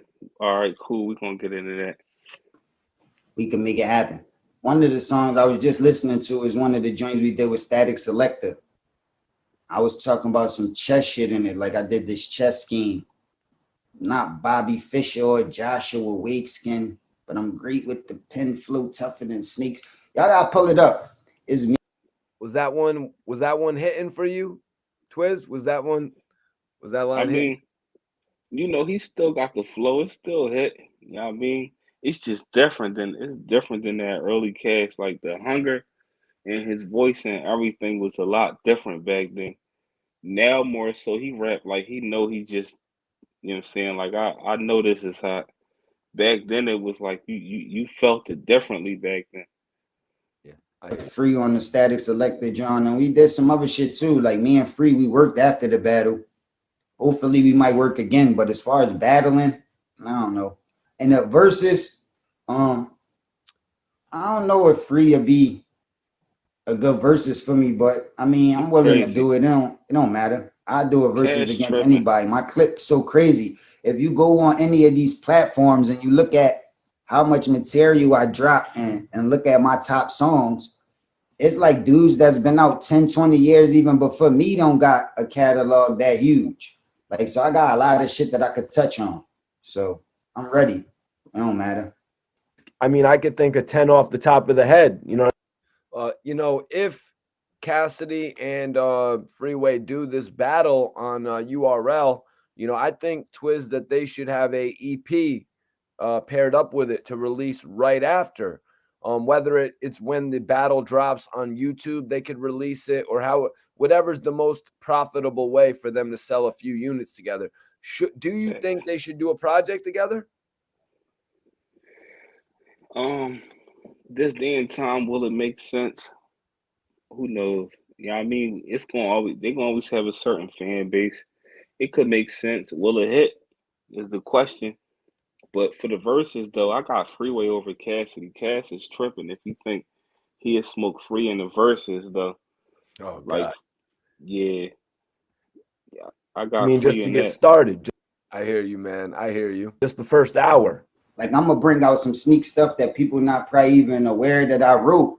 He's gonna bring up some sneak stuff though, Twizz. So maybe he's gonna bring up some sneak stuff. It don't And count. when I play these, You can't bring up nothing nobody heard in the verses. Like verses, it takes you down memory lane. Like, oh, I remember that joint. Like, I ain't really hear nobody in the verses that played this song that nobody never heard before. Oh, yeah, good point. Good point, Twizz. It's like, bro, joint is You gonna cheating. like I got a lot of stuff, so I'm ready. right? Even down to your commercially appealing street records. You know what I mean? So B-boy stance, AM to the PM. that's the reason why I don't think I got no competition, because I go. Twizz, was I tripping?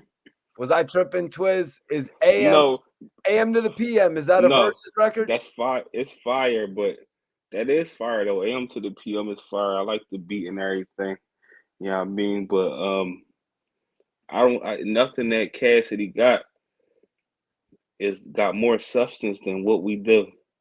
You know what I mean? Like what we do, when that joint drop, you can take Beans' verse off of it because a lot of them they be having like other verses on there or whatever. Like what we do is wrong, bro. That joint will outdo everything. We talking about like industry wise. He got the joint with like Mariah Carey and all that. Like Philadelphia Freeway it's got more substance to anything that Cass dropped besides mixtape work. Like Cass would be digging in his mixtape bag. Yeah, man. Freeway's looking good. Absolutely, absolutely. He was actually on the new show Bel Air. I was watching and I was like, oh shit. I mean, you hear the music, you see Freeway pop up in the show. It's pretty dope, man. Somebody had actually said he played the coach. So Twizz, when you watch it, you're gonna have to let me know. Keep your eye on it so you can see Okay. if Freeway is actually on the court when they're doing, because Will Smith is actually, he plays ball and shit. They trigger in on that, before when he was in Philly playing ball, and then they go into when he played ball in Bel Air. Free actually a good actor. He did his thing on state property too. He played the good role on that joint. Let's take a look though. Let's get So back into crazy with the bars and just blacking out. So crazy on that street shit and that hard shit that it's gonna be hard to find anybody that could just go that hard. But if they do go anywhere near that hard, they'll never have top 40 records, like big records. So to do both is like pretty much impossible. And there's not too many artists that could match that. So it's gonna be hard to find a person that'd be a good versus for me. So did you ever get to have that battle with Beanie Siegel? Nah. Beanie Siegel always respected how I gave it up. He actually a fan of how I battle. He used to be tapped into the cipher. And when I first met him, he told me that he used to listen to me all the time. And what's up, Twizz? No, I just knew Cass was gonna have something to say about that. That was a great question right there, right? You know what I'm saying? He trying to say Beans rock with me, man. He saw how that battle played out. That's basically what he trying to say. Well, also, Beans battled Bump J from Major Figures. Yeah. Yeah, Beans battled a lot of people too though. You know what I mean? But he just like Beans music got so much substance to it. Like don't nobody want to sit around and watch Beans rap all day. Like Beans music hit you in your heart. You know what I mean? Yeah, man, I hear you. that's why when the Freeway battle happened, he came in like, oh shit, B from Philly, because he knew me, like he knew how I was giving it up. But after that, you know what I mean, we developed a relationship. We did records. The record with me, him, and Fabulous, you already know. That's a record I put together, had Beans come through because I always wanted to do some shit with him. So I put that together with them. I want to ask you, man, did you ever get a chance to meet Dark Low when he was rocking with ARAB? For sure. Definitely. I actually had Dark Low when I went up Power 99, a come up show. We blacked out. I took ARAB up there one day. Dark Low was with me. Dark Low, Breeze, Brigettes. That's his name, right? Breezy. Yep. And Jag. Why is Cassidy finding it hard to remember Breeze Baguette's name? That's what I'm thinking. Like, damn, he might as well not even said his name, bro. You talking about that's his name, right? God damn. Why you say it like that, Twizz? Bro, right. That's just Cass, man. He just being himself, man. But this an organic fire interview, man. I'm just tuned all the way in, man. Cause I remember this. And I gotta say this too. Ab got over on Cassidy on that joint too. Like when that come up show, bro, Ab got over on him on that joint right there. That just shows you right there, like the new wave. Is with us. So we all went up the come up show. But I met Dark Low a lot of times. That's what's up, man. Could you, Dark Low actually just got out of jail. He's actually just been released from the FDC. I just wanted to ask you a little bit about what you thought of his character. Also, I just wanted to welcome him home here on the platform as well. See, a lot of people from the outside looking in think that I had issues with people in OBH. Like me and the people, nobody in OBH never even had an argument before. Like I never even raised my voice, and nobody never even raised their voice at me before. Like it's always been love. The last time I was around Dark Low, he was having some issues with his PO, and his PO was like giving him problems. It was so long ago, I can't remember the issue, but I think it was about traveling or the time he was staying out or whatever. So, you know what I mean? I had wrote a note through his PO to let him know that he was down doing his music shit, and I had him covered so he could move around better. You know what I mean? Got some, made his PO ease up off of him. But that's what I was talking about earlier, man. The fact that Cassidy actually reached out to the dude's PO so that he would be easier on him. You know, Dark Low had told me in an interview, I don't know if you remember it, eventually we'll go over it, but you know, Dark Low told me that when he went up and talked to the person after Cassidy reached out, they actually were like, "Oh, we realize what you're doing with music." And Dark Low was like, "Yeah, my music career, my music career." He's, you know what I mean? So what do you make of Cassidy actually? He put himself on the line for AR Rab's friend. He did, man. And he ain't have to do that because he could have just, it ain't like it was ad, but it just show you, how things work out, man. Because when everything happened and Ab did the blog and all of that, Dark had bombed on Cass. You know what I mean? And Cass probably was upset, man. Like, bro, I got you. I reached out to your PO, like you could have just stayed out of it. So, man, it just shows you that, just how things go, man. Because Cass extended his hand, helped that man out. Is that the road? That ain't the road, K Walker, right there. You gotta be careful on these Johns. That's what I thought with Free. Like, bro, that ain't the real Free. Yeah, you always be saying that shit, Twizz. Yeah. Hey, K, that's you for real, bro. I just hit your DM, K Walker. Come tap in if that's you, bro.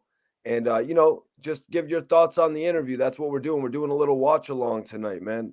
New joint on the show, man. So that was the last time we was around each other. After that, I just seen him on the blogs when AR started going crazy on the blogs. He was just with him.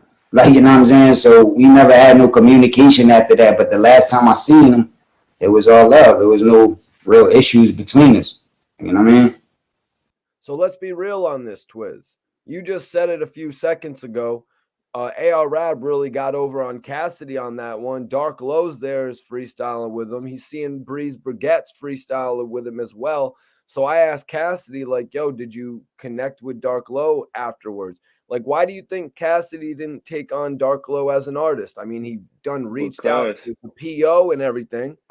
Because that's Dark. I mean, that's Ad, man. So it's like, I'm throwing the alley oop to Ad.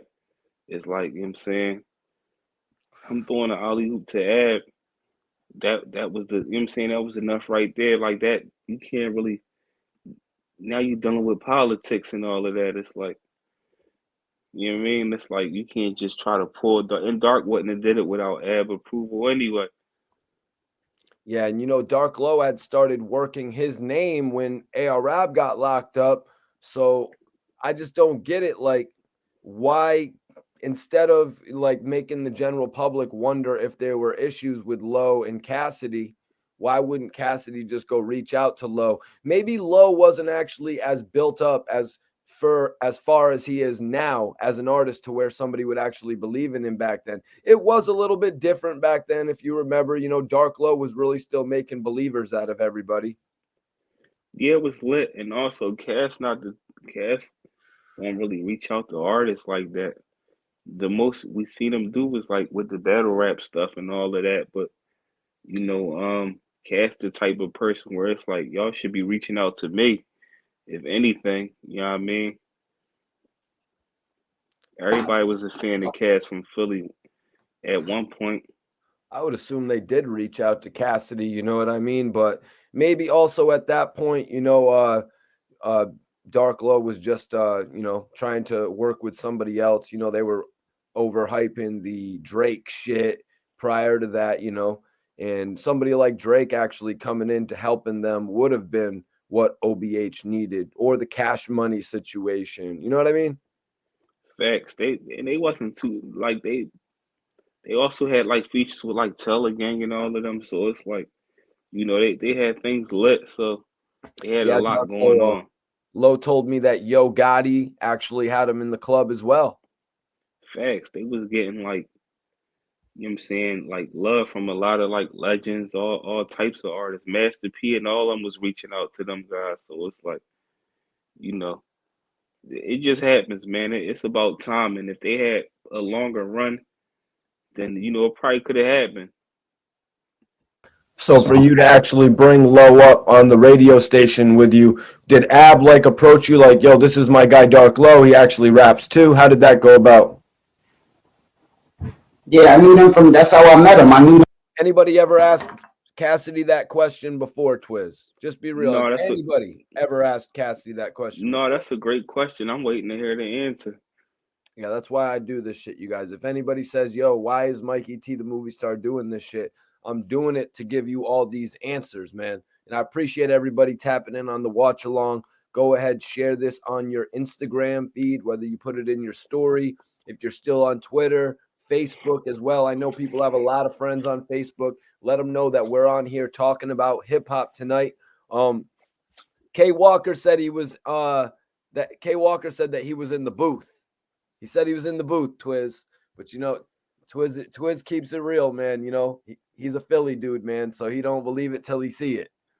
But Yeah, because Twizz has a lot of respect for K Walker, man. I do as well. K definitely. Walker has come on the channel, done an interview on the channel. Also, the dude, and why I don't doubt that it is him, Twizz, because he has pinned me on his Instagram. We have kept a bit of a relationship since our interview. He shows a lot of love, and Definitely. I appreciate K Walker for that. Yeah, Definitely. K Walker just hit me on IG and said I'm really in the booth. Oh, that's really him then. Oh, all right, yeah. Bro, Salute to him, man. Yeah, I did a joint with him too. Like we was in the trenches, man. So salute to Walker, bro. It's much love and respect to you, bro. Salute, bro. Yeah, Twizz, people be popping out, tapping in on the discussion, man, and I really appreciate it. iVision, I seen that comment a few times, so I'm gonna post it right now. iVision says Beans is the truth. Y'all, I got a poll up right now for everybody. For everybody that hasn't voted in the poll, go hit that poll. I want to know, who do y'all got, Freeway or Cassidy, when it comes to versus, the career versus career type route, but also in this upcoming URL battle. Who do y'all got right now? Cassidy's actually leading 77% to 23% on Freeway, Twizz. Yeah, I mean, because we know what we witnessed before in history. So and plus on top of that, Cass got his feet wet, you know what I'm saying, in this new wave of battle rap. Free and we didn't get to witness Free in that ring yet. You know what I mean? So everybody go vote in the poll right now if you want to change those results. And yeah, K Walker, I understand you're in the booth, bro. Do your thing, kill it in the booth. Salute to K Also, Walker, man. yeah, Thorough boy.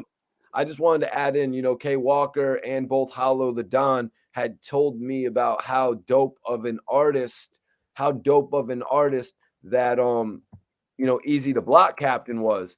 And that's one of the main reasons that I reached out to him, after that amazing battle he had with Chess, like K Walker and Hollow the Don. I had interviewed both of them afterwards, and they both gave him the battle of the night. Hollow said he actually reached out to him. K Walker had told me that he was really the next big thing out of Philly when it came to battle rap, not just taking all the shine for himself, giving it to Easy, which was really respectable. Yeah, that's heavy. That's heavy and respectful. You already know, K Walker. You know how we carry it, bro. Much love and respect, bro. I'm going to put up K Walker's IG right now for anybody that wants to shoot K Walker a follow. It's only right. And just like you said, you know what I mean, for K to show that type of love, because it's like, we know what he can do, bro, but, he chilling and, play his position and show love, bro, because, timing and everything, that shit count, bro. Like, Yeah, go follow K Walker. That boy dangerous in that ring, man. And I also got Freddie P's YouTube page pinned up. So everybody go subscribe to Freddie P on YouTube as well. But shoot K Walker a follow right now. Who knows, you might get a follow back. If he sees that you followed him right now on the spot, just shoot over, hit that link right there. But let's get back into the watch along, you guys. That's right, iVision. Smash that like button, y'all. If you haven't hit the like button, hit it right now. From the beginning from rapping. You know what I'm saying? Like when I first got down with AR Ab, it was a different OBH. Like it was other rappers.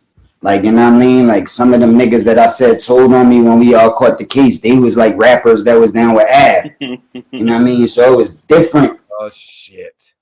Oh, shit. But Ab had to throw that in there. Ab actually addressed that, though, Twizz, on multiple occasions. Yeah, he addressed it after Cass said that, bro. Yeah, I mean, he never addressed it before Cass put it out there like that. Even though Philly knew what it was, we knew, you know what I'm saying? Yeah. But when Cass put it out there, that's when AR Ab clarified it. Yep. That's just the fact, you know what I mean? Yep. BH. But as the years passed, he started getting more niggas and you know what I mean? He started telling me, yo, this nigga and this nigga and he, you know what I'm saying? And on the strength of him, I started to develop a relationship with them. You know what I mean? And that's the reason why I bought them on the radio station, because they was connected to him. That was his team. Just like Jag was like connected to me. So, you know what I mean? That's the reason why I did that. I never was OBH, or I never like signed the OBH, or even like, I only was dealing with Ad. Like, you know what I'm saying? But that was his team. So, you know what I'm saying? I was showing them love, always shout them out or do whatever I could do to help them, because that was his niggas.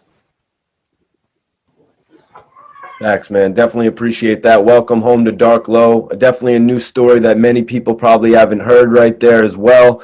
Cass, that's a real thing that you did, man. It sort of reminds me of when Irv Gotti told me that he first signed Black Child. Black Child was on probation, and he was like, here's a $30,000 check.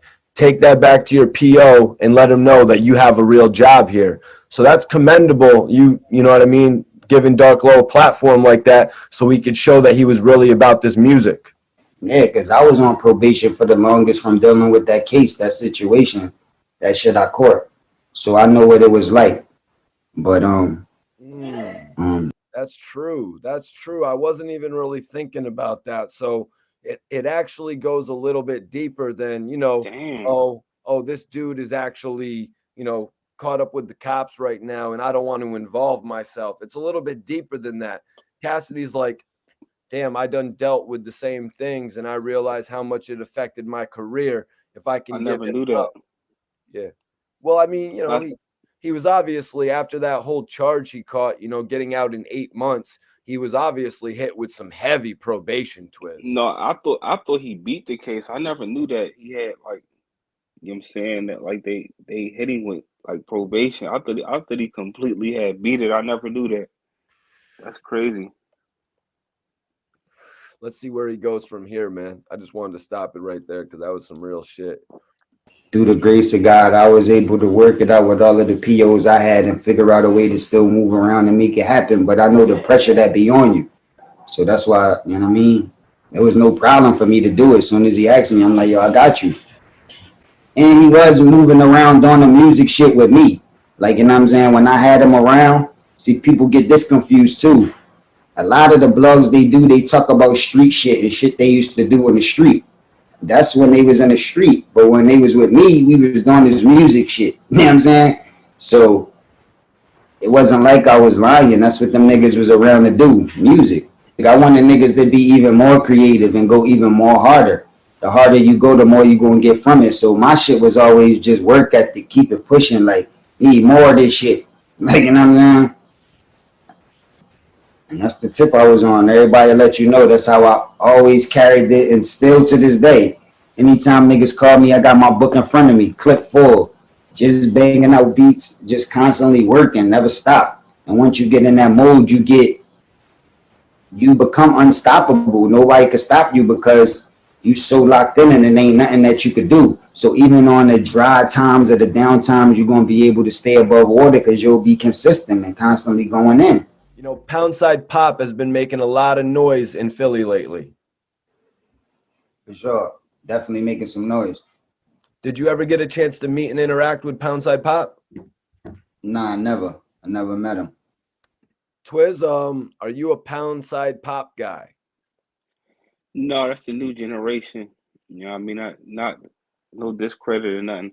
I just don't listen to that, me personally, man. It's a few new upcoming guys that just think what they say that ain't my cup of tea right there. Like, Yeah, I see he's got quite a buzz. You know, I mean, I see he's out. It looks like he's out in LA or something like that. So he's obviously doing okay, something right. You know, I okay. know you heard about the big news of him actually turning down Meek Mill. You know what I mean? What was it? It wasn't like necessarily turning him down. I guess it was like he was kind of upset, like how Meek was carrying it as far as putting people on. But that go back to like with Cass being with Rough Riders, people, you know, you might be like, damn, bro, like you got this and that going on. You know, it looked a lot different from the outside looking in. It don't really be all this cracked up to be.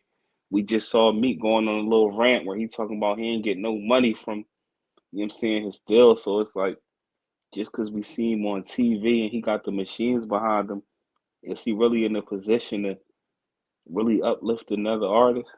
I would say so, to be honest with you. But then you got to look at the other factor of it's like, okay, I could sign with you and I could be all out in California or Miami or in recording studios, but then I'm giving you a piece of it. Somebody else will just give me the full pie. You know, I don't have now I I, got to split it with you and these other people. I mean, Meek showed love to a few Philly artists and none of them took off. It's like he did. He vouched for him, made music with him, stood next to him, and it's like, you know, that wasn't even it. So it's up to the artist. Talent is talent, man. Like PNB Rock, he took off, you know what I'm saying, on his own. So it's up to the artist, man. Downside Pop is obviously trying to get to it. I see him Yeah, he going hitting live. numbers though. He hitting numbers on YouTube. I just don't listen to his music. No, I tap in with him. I follow him on the gram. I see him he's trying to get to it or he's getting to it, you know what I'm saying? So, you know, don't discredit a man because of the path that he takes. You know what I'm saying? At least he's walking a Man, path. everybody come from the same path from our city. It's just different generations of music.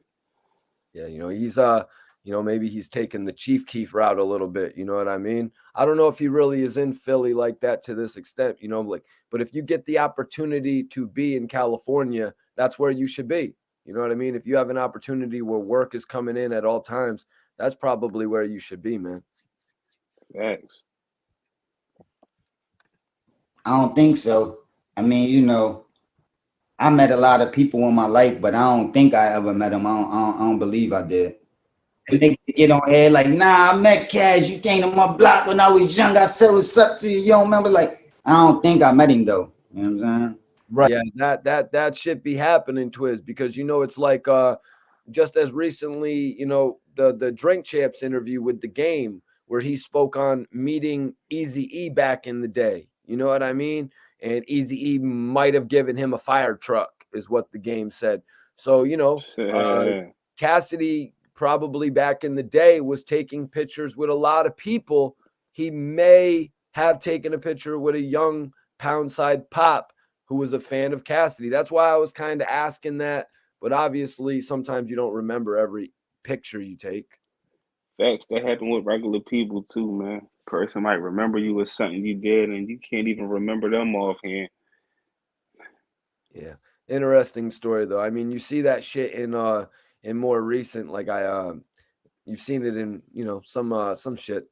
That's true. That's facts, man, because that happens a lot. You know what I mean? When somebody's younger and they meet somebody that they look up to, you know what I mean? They change appearances and stuff like that. Like little Yeah, Uzi Vert. You know what I mean? Did you ever get a chance to meet little Uzi Vert? I don't think so. I don't think I never met Uzi Vert. No. Right. You know what I mean? But people change appearances and stuff. You know what I mean? Like Philly's getting it popping right now. So I want to speak on this, Cassidy, because it was Poundside Pop did an interview where he said Meek Mill actually only offered him $10,000 to $20,000 to sign a deal with Dream Chasers. And since you were just breaking down your situation with Larceny Family and Rough Riders, I wanted to get your take on Meek Mill offering a small sum of $10,000 to $20,000 to a Poundside Pop. Well, I'm not in the industry. This industry is a crooked business, man. Nobody never playing fair. None of the deals that you ever hear about niggas getting is fair.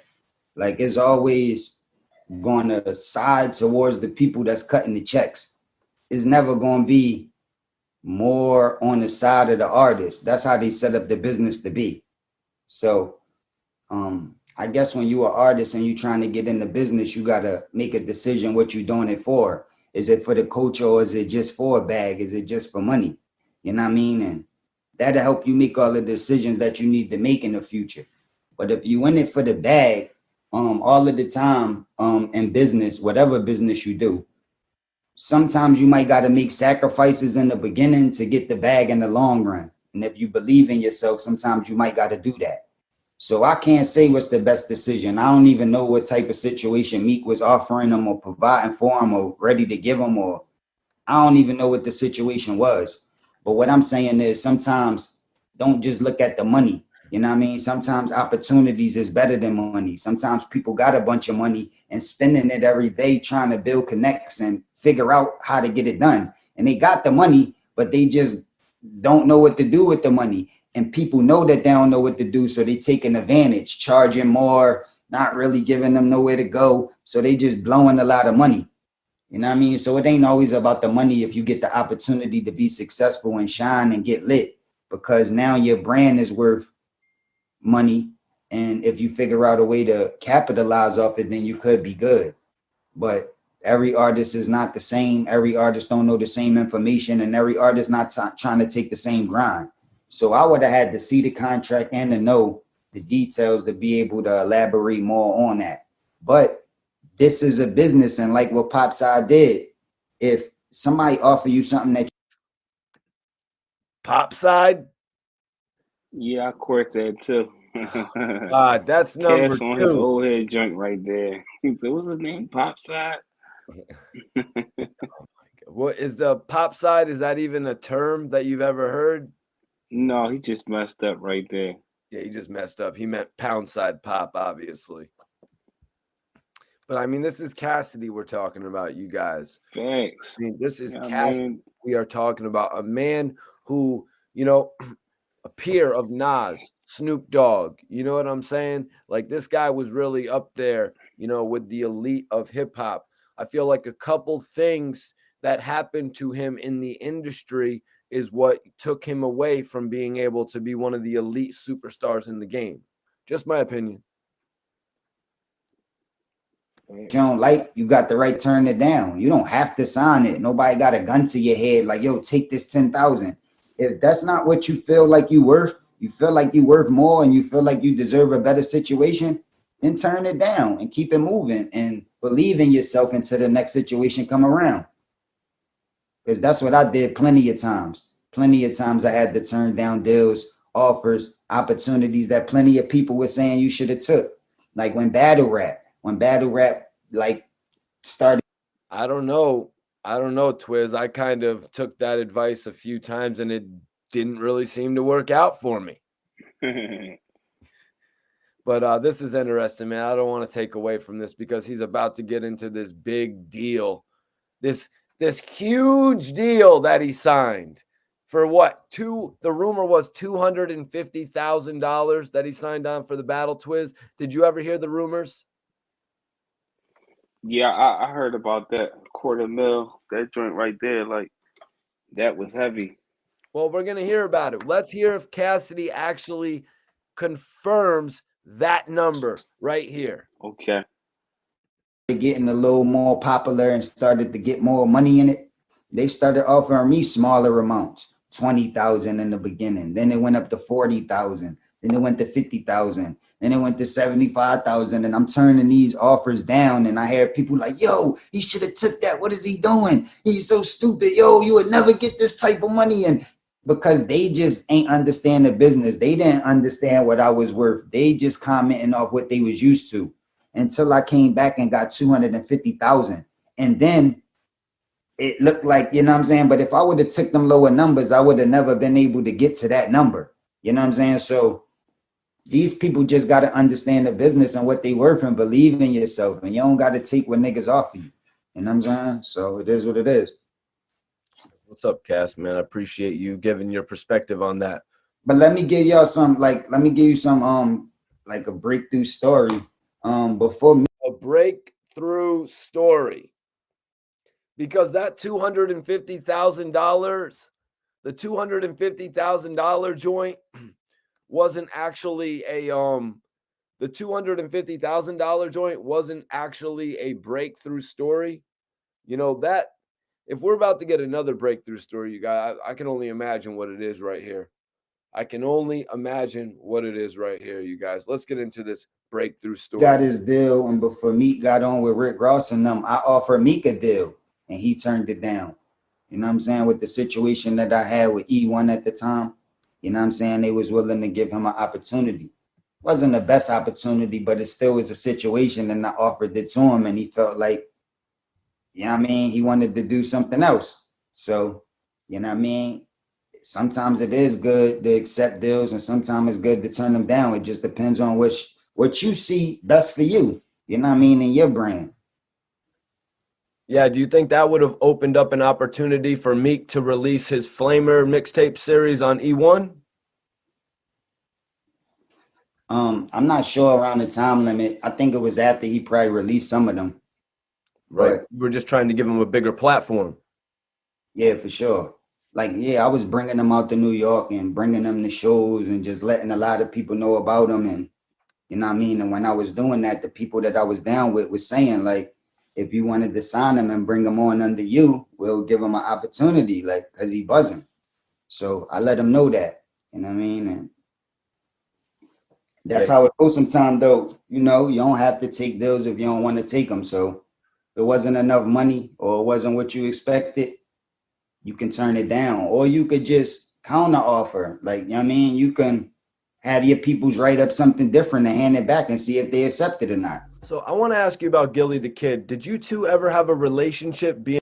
But before we get into Gillie Da Kid, I actually want to speak on that. Appreciate everybody for tapping in.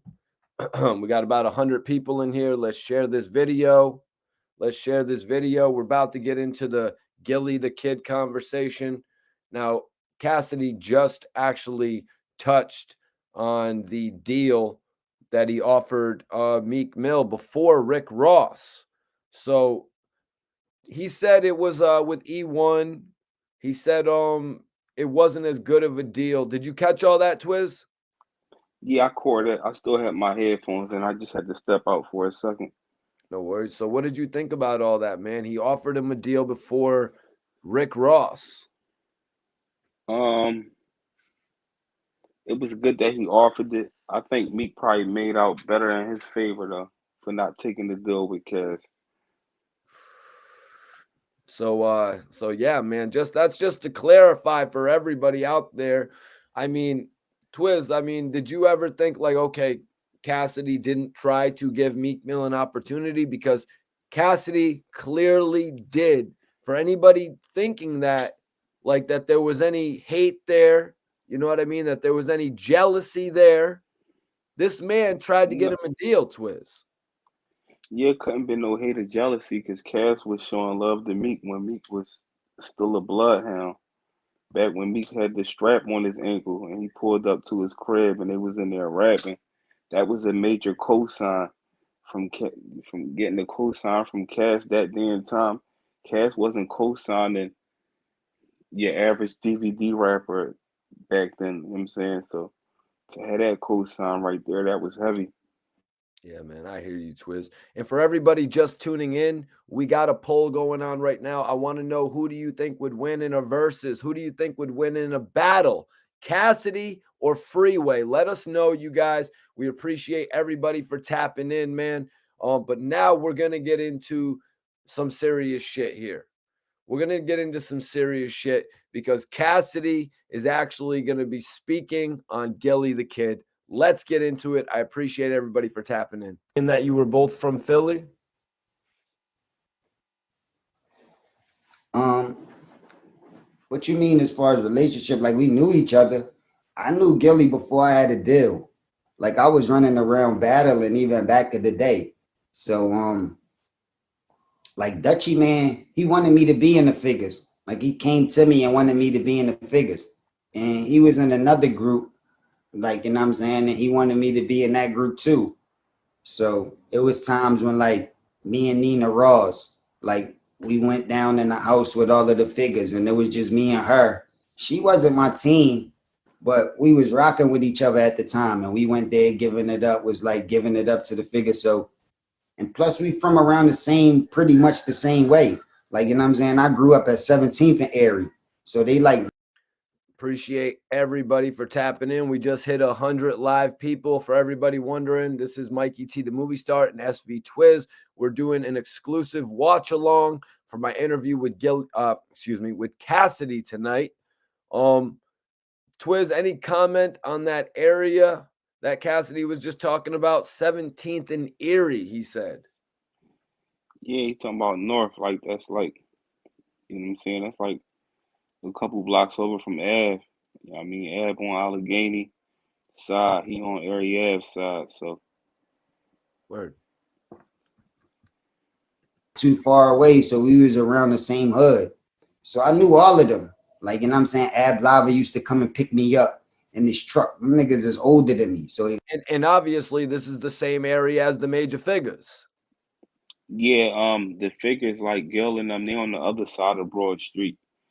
You know what I mean? But Cass is the side of Erie Ave that Cass is talking about is on the upper part of Broad Street. Gil and them is from the bottom side of Broad Street. I was like a super young boy. He used to pick me up in his truck. I used to be spitting bars back then, and he knew I was a monster. Like, you know what I mean? So niggas knew me from way back in the day, even before I had a deal. So, Cass, let me ask you then, why did you ultimately never decide to join the major figures? Did you catch that, Twizz, or did you miss that, man? Like, because No, I didn't miss it. That's a good question, because at that time, figures was lit. Yeah, what do you think about that, man? Cassidy joining major figures, would it kind of thrown everybody off? What do you? No, it probably would have added more spunk to the figures at that damn time. Like, you know, would have added more energy to them. You know, who knows the outcome of that? That's a great question. Let's see. Let's see. Nah, I just, like at that time, especially, like I just wasn't in. I just was trying to develop myself. Like I was really on some cash shit. Like it's just me. Like I wasn't really like in no group type vibe. Like I ain't even really understand the business enough of a group, and I ain't just really like that feel at that time. Especially with those type of people, like they wasn't really my friends. Like I told you, like I knew them and I would see them, but we didn't like grow up together. I ain't know them. I mean, so I would have felt out of place a little bit. You know what I mean? And the ones that I got coolest with was Dutch. Like we started to hang around, hang out. Like, you know what I'm saying? I went to Dutch house, like rest in peace. But I met his mom. Like I know his brother. Like, you know what I mean? Me and Dutch was really hanging out. We used to run around the city battling niggas. Used to go down South Street and start ciphers and battle niggas down South Street back in the day. Like, so me and Dutch probably had the most relationship out of the niggas that was in the figures. Twizz, what do you think about the connection that Cassidy's explaining that he had with Dutch? And major salute to Dutch as well. He just did an amazing interview on Math Hoffa's My Expert Opinion podcast. Facts. I mean, that's deep, man. You know, I never knew that. He got into detail. Like I knew Dutch tried to get him to come to the figures, but you know, I didn't know they was on them type of vibes. Hell yeah, man. That shit's serious. And obviously, the reason Cassidy did not join Major Figures is because he was really planning on blowing up as a solo artist, man. I respect him for that. Um, Facts. everybody watching this video, if you're not subscribed to the channel, subscribe right now. Also, hit the notification bell so you don't miss when Twizz and myself come on here to do live videos for hip hop news or for watch alongs, you guys. Don't ever miss SV Twizz and Mikey T.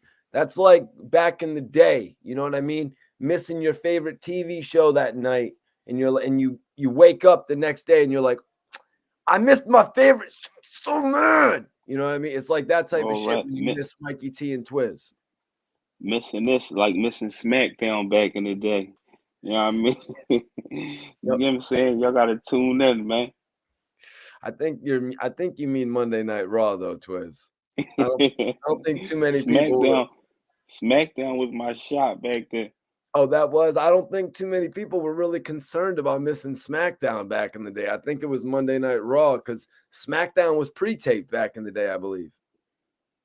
Yeah, but they used to drop it every Thursday though. You know what I mean? So that joint was fire. Thursday's a better day than Friday. Thursday was the new Friday. Right. But You know what I'm saying? you guys can catch us live on the weekends, man. Mikey T and SV Twizz. You know what I'm saying? But let's get And back then to the Ab interview. Lava second, like he used to pick me up in his truck with me a lot. Like, you know what I'm saying? But he was like older. I really had a real relationship with his little brother Anwar. I think he done life for a lot of time. I think he got life for a lot of time he booked, but that was my nigga, Ab Lava little brother Anwar. That was my nigga, like, so but I don't think I would have been right for the figures. That's why I never did that. But the figures had it on Smash, man. I was a super fan. I just was on the phone with Dutch the other day singing one of the verses where he blacked out on the radio. Line for line, probably know this shit better than him. Like them niggas was moving and shaking that one time. And you know what I mean? So God give it up for them. They did a lot for the city and inspired a lot of niggas that came after them to want to rap and do their thing. So can't count them out. You can't, like, you know what I mean, forget about what the figures did. They say that Jay-Z modeled state property after the figures. Do you find any logic in that? Twizz, was I off base? Was I off base No, asking that question? no, I mean he wasn't like that, you know. It was thrown out there. Is You know what there I mean? any way that state property could be considered similar to major figures? I mean, Okay, all right. You got the Young Guns. You got the Young Guns.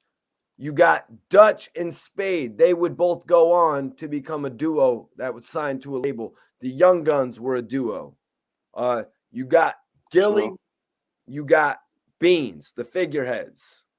But who do you got from major figures that was really matching up with Freeway? Oh, boom. Ab Lava. He had gone on to work with Pusha T and all those guys. You know what I'm saying? Ab Lava went on to make a True. name for himself. Just like in the same way, Freeway made a name for himself with critically acclaimed music. People loved Freeway's music, man. You know, the music Facts. to speak to a certain extent. So am I off base? I mean, the figures obviously had the female Bianca in the group, which actually added a whole new layer and made a different aspect to it. True. True. All Rockefeller State property would have needed was to get Eve, not let her go to Rough Riders. You know what I'm saying? Then that joint Eve would have on been state super prop, crazy. Eve on state property. That would have made That would have been that crazy. group so. That would have made that group so commercial.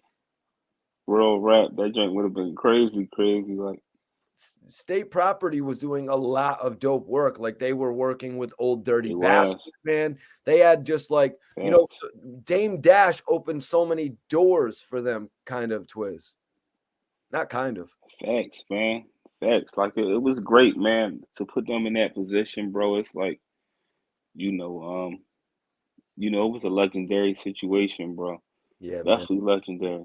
I would have loved to have popped a bottle with Dame Dash of some Cristal, man. Yeah. Back to the interview, though.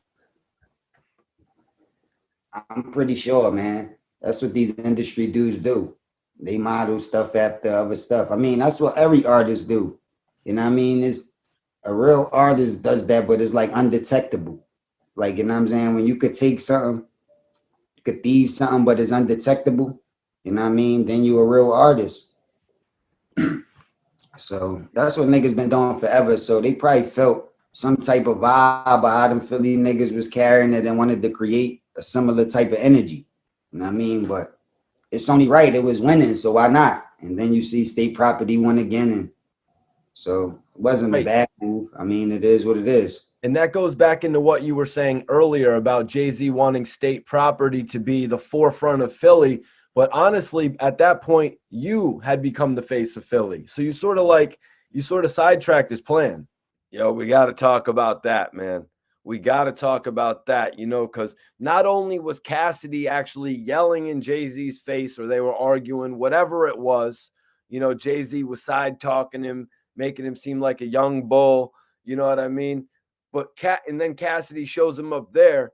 But now Jay-Z, who wants state property and to take over Philly, he's been trying to take over Philly for a mean minute, from his association with the Figures to now going and getting state property together.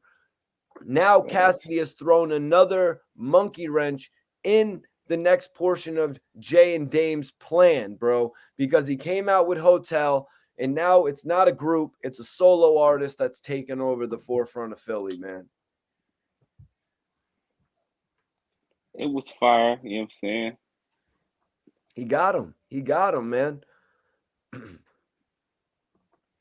Mike Breezy, what's poppin'? Appreciate you for tapping in. Cassidy got him on the tip of releasing music, man. He beat them to the punch. Now, did Jay-Z kind of feel like if he would have went and signed Cassidy out there, he would have been tapping out or something, Twizz? No, I mean, I don't, you know what I'm saying? I feel like I don't think Cass outdid State Prop. I mean, the only thing happened was it was a few artists that ain't dropped nothing. But You don't like think even Cassidy Hotel, outdid state property? Okay. Let yeah, your I opinion don't be think known, so. Twizz. That's why we're doing I this. mean, it's a fact though. It's a fact. The numbers speak for itself.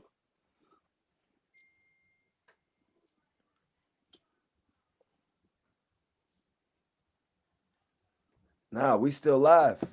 Nah, Fred. We live. Yeah, I was letting Freddie P know that we're live. We actually got the link for Freddie P's YouTube attached. Everybody go follow Freddie P's YouTube right now. Subscribe to Freddie P's YouTube. But let's get back into this interview. For sure. Yep. Yeah, for sure. I definitely put a little wrench in this shit. Monkey wrench, yep. Yeah, I definitely played a little part in that. But I needed to, because at that time I was trying to get on and they was a whole team. They had a whole clique. There's a bunch of them niggas repping different parts of the city and all that. And it's just like me. So it's like, niggas gotta know how I give it up, man. I had the city on my back by myself before I left the city. Like, you know what I'm saying? I was the one carrying it. So it's like, I need my position.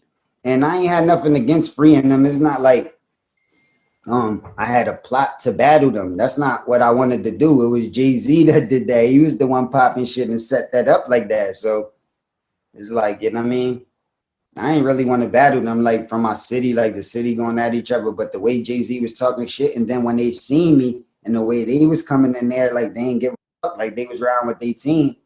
And it's like, man, just get it. Like, it don't matter if you was on Rough Riders, you could have been like, it don't matter. Even them niggas was getting it at that time. So definitely a nigga from a different team could get it. Like, you know what I'm saying? It don't matter. So, yo, Cass, in one of your interviews, this is going back to Gillie Da Kid. In one of your interviews, you were asked about Gilly being the king of Philly. Why were you Twizz, do you remember that interview? Absolutely, man. Why do you got real disrespectful? Why do you remember that interview so well, where Cassidy was asked about Gilly being the king of Philly, and he was like, how did he respond? He was like, the king of Philly, how? He was like, I mess with Gil, but what when did he, you know what I'm saying? When the last time did he drop an album? Like when did he like how can you even he was Well, talking crazy on well, that joint. I just want to say now, Gilly the Kid is on YouTube, and he had over 70,000 live viewers watching him Facts. on $1 million worth of game. Facts. 70,000 live viewers, you guys, watching him That actually on $1 million worth of game. So, yeah, I mean, that's why you could that's why you could never get big headed and forget to pay homage. Just cause you lit at that time and you got fans, you don't gotta be disrespectful. You know what I mean? Cause at the end of the day, Cass' response was disrespectful at that damn time because Gil ain't do nothing but show love to people. For him to be acting shocked and like, what is this guy doing? Like that was unnecessary. Not that just because the person asked you that question, it's not discrediting you, Cass, but he jumped to the fence and was like, that drink was disrespectful. yeah, I hear you, man. So let's hear it, man. Everybody hit that like button right now. What up, Slippery Surfer? Appreciate you for tapping in. Everybody hit that like button right now if you want to get into this exclusive topic, man, because this is going to be one of the best portions of the interview. This is actually going to be one of the best portions of the interview, you guys, because I had to ask Cassidy about this. We had done a few interviews now at this point, so Cass and we have really gotten, comfortable with one another when it come to interviews. So I could really ask him about anything, Twizz. Facts. The vibes was on point.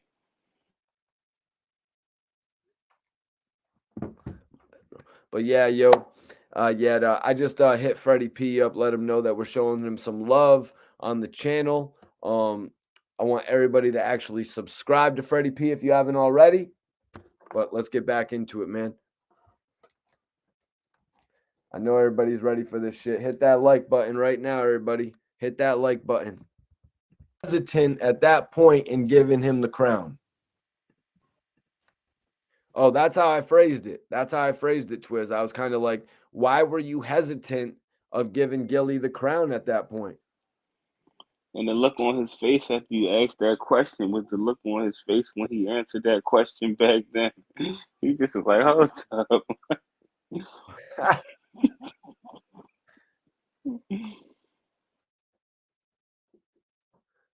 Lit. I don't even know how that worked. Like, what type of work do you got to put to deserve the crowd? He's still on the same See, shit, huh, Twizz? see, he is. Him and Gil got that love-hate relationship, bro. I don't get it, man. Gilly actually went to his battle, was standing right there by him. I really don't get it. Facts. I really don't get it. Let's just hear Facts. Cassidy explain it, man. Hopefully Cassidy can explain this one, Twizz. Like, how do that go? Like, I don't even know, like, what you got to do to be considered to be a king. Like, it upset. What? I'm sorry, but what? I don't even know what you got to do to be considered a king. He's really just throwing some shit out there with this one. It's like, come on, man. That's because just what Cassidy realizes is it's just deeper than rapping. Like, you can rap 1,000 raps a day. That's not where the label or the King of Philly come from. You know what I mean? Like, and that mean as far as these rappers, like, we talking about like the King of Philly, like, there's no such thing as no real King of Philly. Don't nobody run the city of Philly, really. No matter what you hear a rapper saying, it's like saying you run Chicago. It's not happening. But like the label, when it come with artists saying it, it's because like I did this, I do this, I do that. Like nobody else. The King of Philly is, Gil come to the city. He's in the city. He can hop out any hood. He comfortable.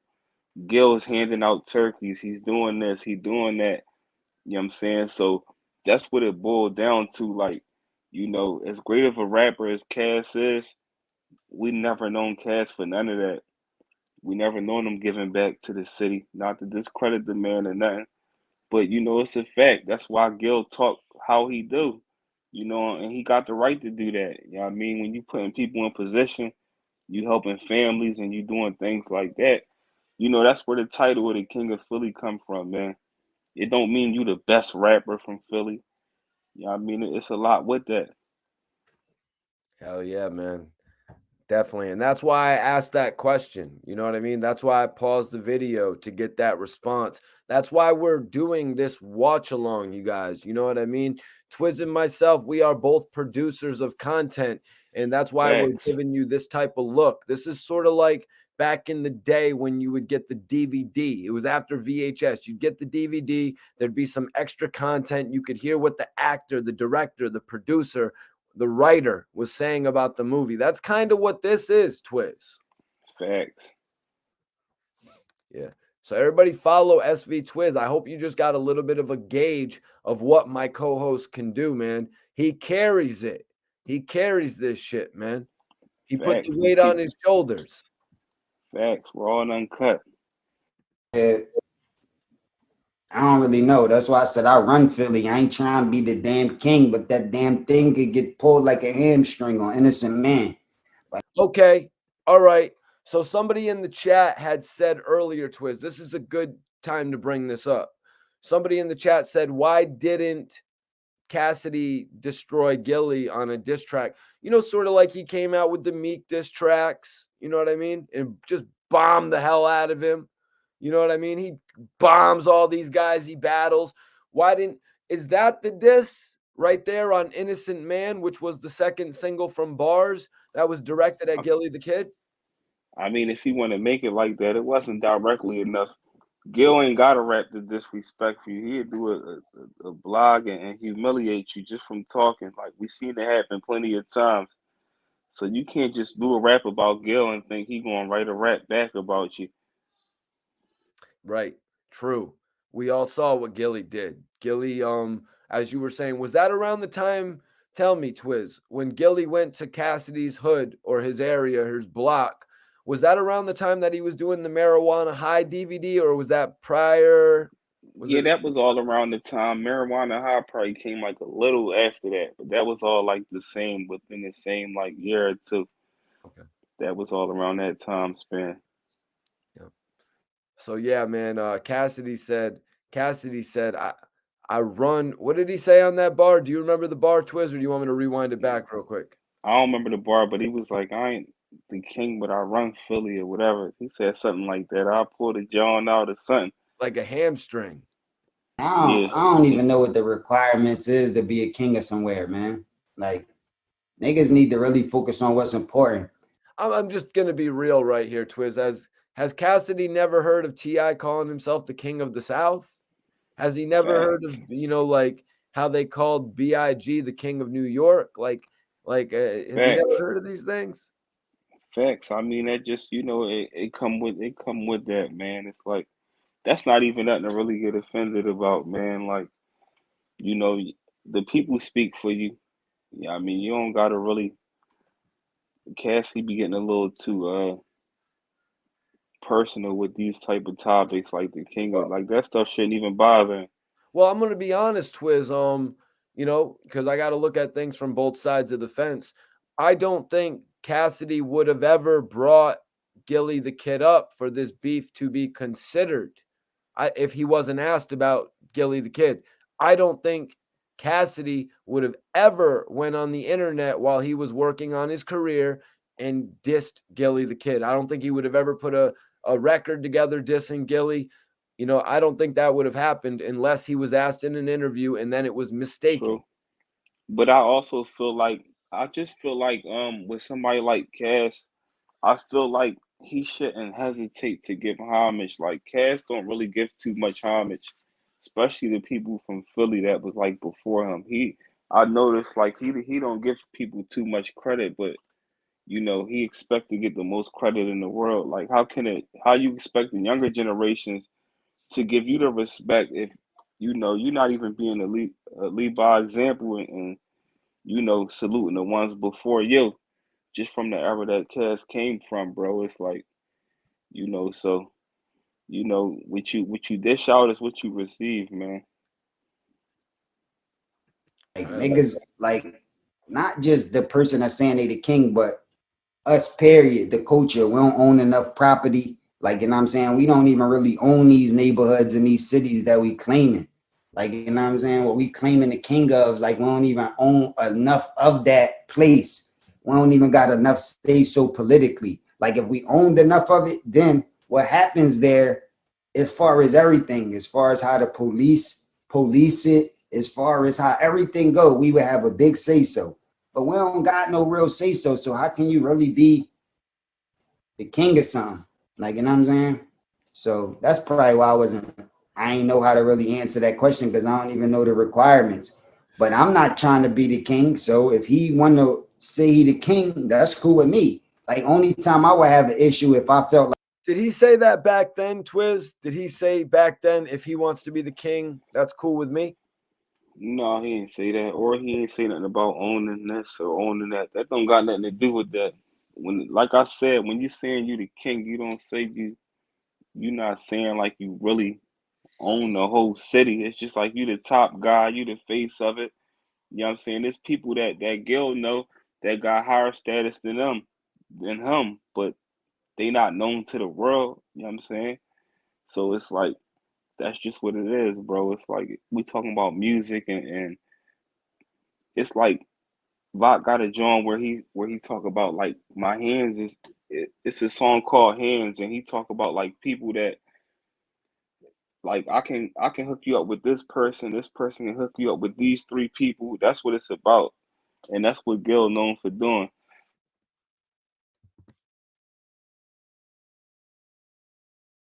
Like I was the king and he was saying he was the king, then we would have an issue.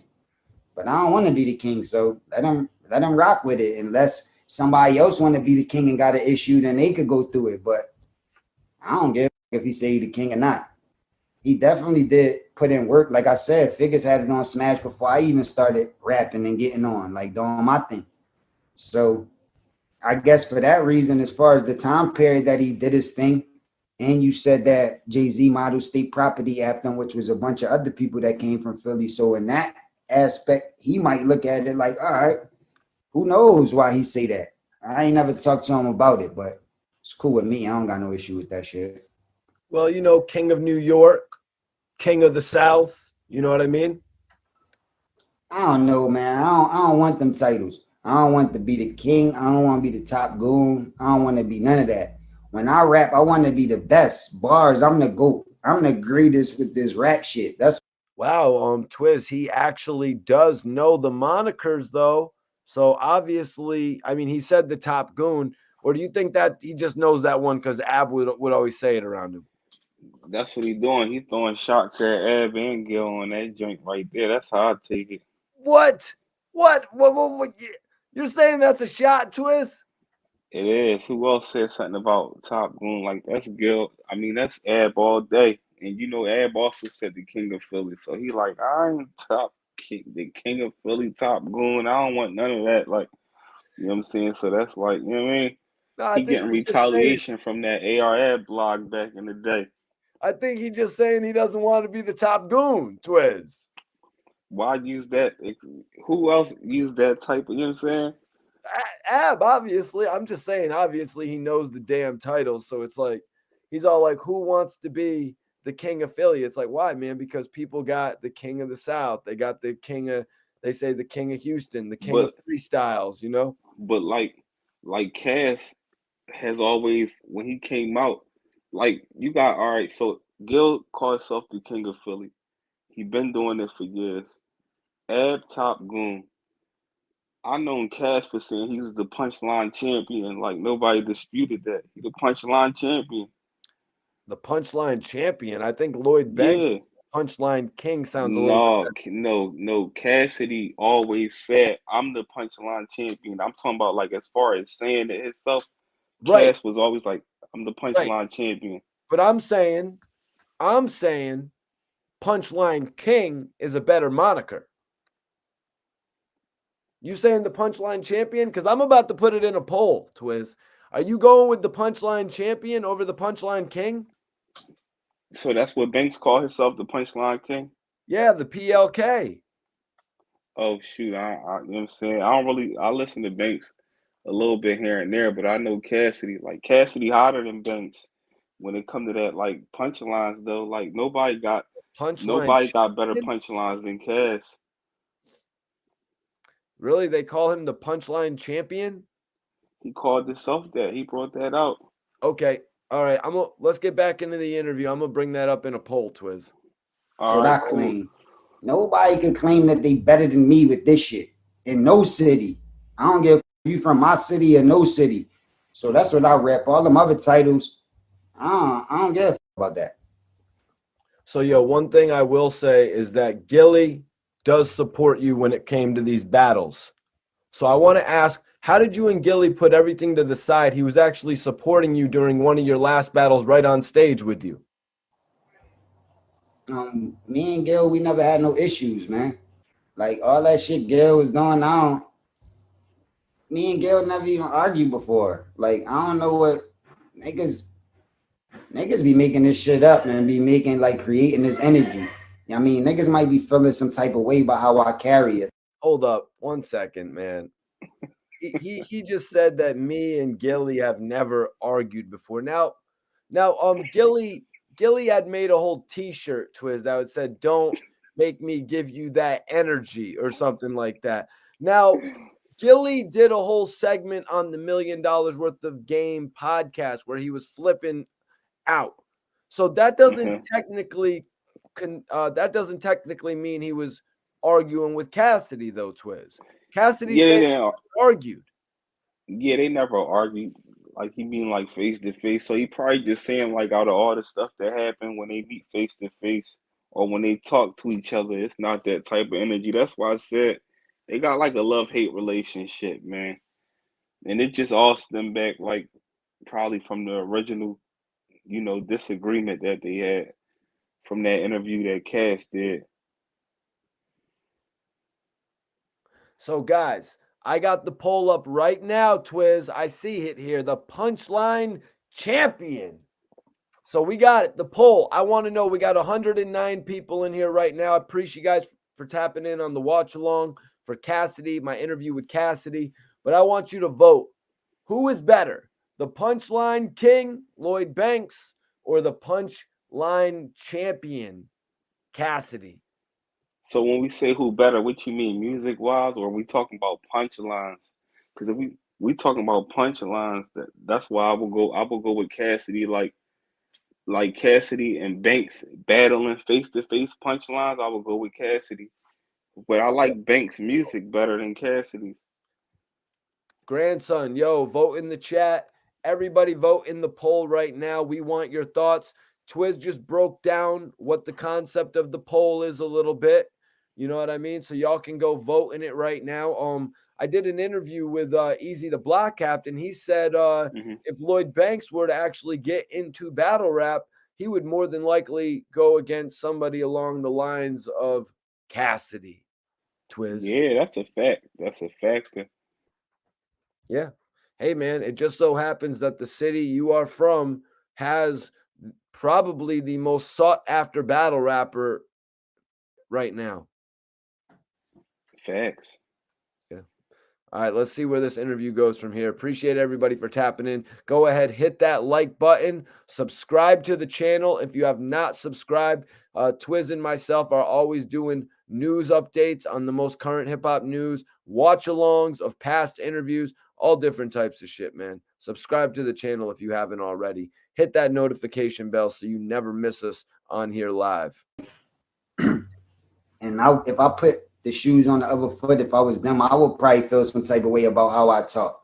Like I'm the GOAT, how I carry it, how cocky I am, and for how many years I've been able to keep it the same. Like a lot of shit been changing. Niggas been going through fluctuations and a lot of problems, but not me. So I could see that energy making niggas feel some type of way. That's probably why they might say stuff or make faces or do things that I don't understand. But I don't got a time to focus on that. Like what them niggas think or what's going through their head is not going to determine what I'm gonna do or where I could take it. Like that's just going to sidetrack me thinking about them. You know what I'm saying? So I don't really give a fuck about that part. Like, you know what I'm saying? I just know when I get on the phone with the nigga or anytime he see me, it's nothing but respect. Last time I seen that nigga, Cass, what's up? Shook my hand, hugged me. The last time we met, like anything on a blog or Twizz, you want to comment on that? Nothing, you know, he's speaking on how he feel, man. That's usually how anybody reacts when they see somebody like Cassidy or somebody like Snoop Dogg or somebody like Nas. Like, that's the category that I put Cassidy in personally, but that's just me. No, that's not just me. Excuse me. That's just, there's a lot of other people that do that, Twizz. That's not one of the things you say that's just me for. A lot of people do that, I'm sure. Let's see. Okay. Finch says, this is directed to you, Twizz. You know, you were telling everybody in the chat what to talk about in reference to this poll that we're doing. Who is better, the Punchline King, the Punchline Champion? Vote right now if you have not voted. Finch says, Cassidy's got bars, better punchlines than Banks. That's for sure. Seems like Cass has zero street cred. I agree. Damn, zero street cred? I ain't gonna say zero street cred, but the rapping and all that, like, you know what I mean? But yeah, Cass is a rapper, you know what I mean? He's a rapper, like Lil Wayne was a rapper. Facts. Yeah. Yeah. Add Lil Wayne to that list. like even if you next to me, but I'm looking this way and you over there, I'm not talking about that. I'm talking about when I'm looking you in your eye. Last time, yo, Cass, what's up? And hug me. So it's all love with me. And every time it's always been that way. It's not like we never argued or he said, yo, I'm gonna do this and none of that. So it's like, it is what it is. Like, there's no problems with me and Gil. He was telling Goods that Cassidy was going to roast him in the battle. He's telling Goods that he should be ready. That shows me how much unity there really is in Philly. Yeah, I mean, I guess there's unity to a certain extent, but there need to be more. You know what I'm saying? Niggas need to figure out how to be unified more, and niggas need to figure out how to get money more together. I think that's the issue. It's a bunch of fronting and dumb shit going on, but niggas ain't really figure out how to bring a real bag to the table so a bunch of niggas could eat. Other cities figured it out. Other people figured it out, but I don't think Philly figured it out yet. And the people that did figure it out, they moved on. They went other places and they don't for Philly no more. You know what I'm saying? So it's like, I think we need to be more unified. Some of the shit we was talking about earlier, like with the Meeks, like it's always constant negative energy. Niggas is always beefing. Niggas is never seeing eye to eye in the city. Like, you know what I mean? But that's how our city is, man. It's like a fighting city. We raised to be like super competitive like that. So it ain't like you're going to be able to get it out of a nigga once he becomes successful. It's going to be more in a nigga. So I don't know. It's just going to take people with leadership qualities and people that played a part for a certain period of time to try to do it. Like me. Like when I put that City of Brotherly Slugs record together, it was people on that record that don't fuck with each other, that would have never did a record. And if it was somebody else trying to put it together or they was responsible for putting it together themselves, they would have never did a record with those people. But I made it happen because I was able to do it. You know what I'm saying? Me throwing that thing in Philly was able to bring people out and show people that the city is a certain way, like in a big way, like in a big look, like foreign sitting outside, like everybody partying the whole night. This shit is a sold out shit. Shit look lit for the city. Like, you know what I'm saying? It's just going to take people that's in position to start playing certain parts to help the younger niggas fall in line more. Because now all that they see is the key to success is dissing niggas and beefing with niggas and exposing niggas. And that's the key to success. Even to this day, like a recent project I just dropped called The Science. I dropped the project after that called The Formula, but on The Science is featured with K Walker. Another nigga from Philly doing battle rap and music, up and coming. You know what I'm saying? But I'm still tapping. Where you at, K Walker? Where you at, K Walker? Cassidy is speaking on the collaboration with K Walker. Twizz, you said you interviewed K Walker, man. What did you find out about K Walker when interviewing the man? I found out, you know, a lot of Oh shoot, my headphone died. My fault. No worries, bro. Let me pop this joint and see.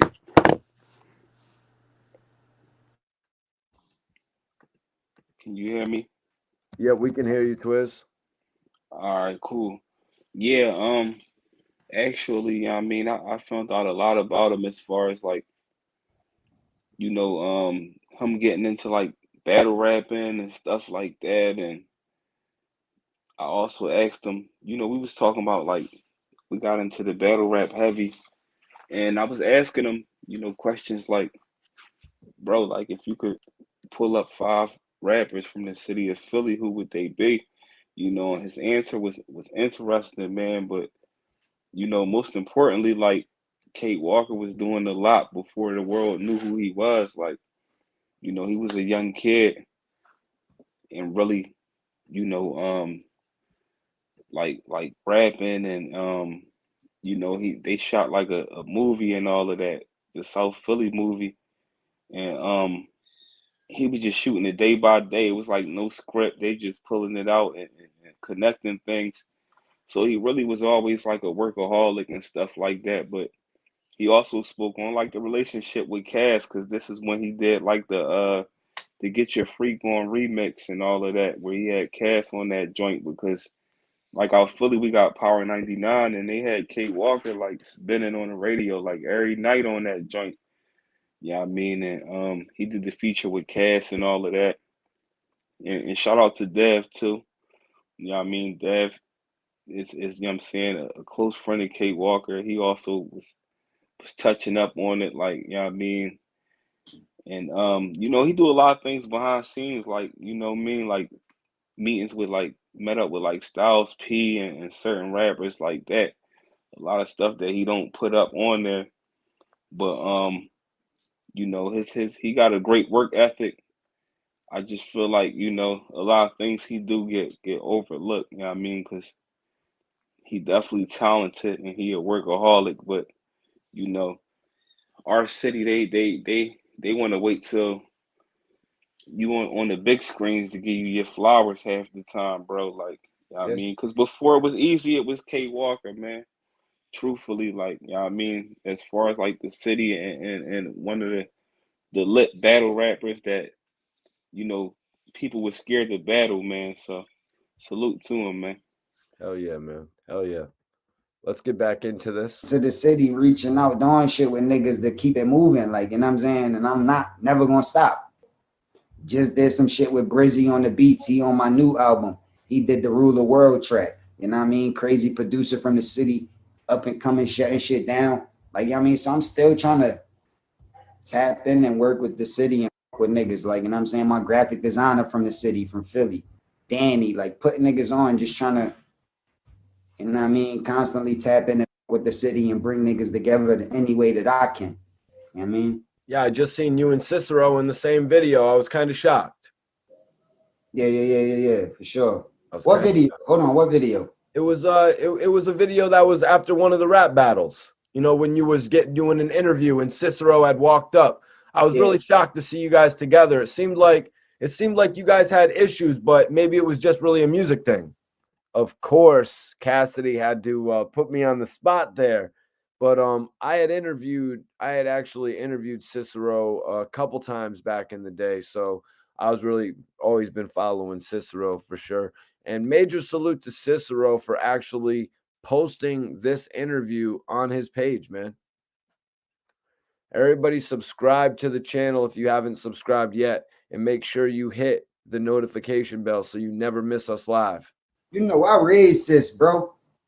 Like, from day one, I had sis around me.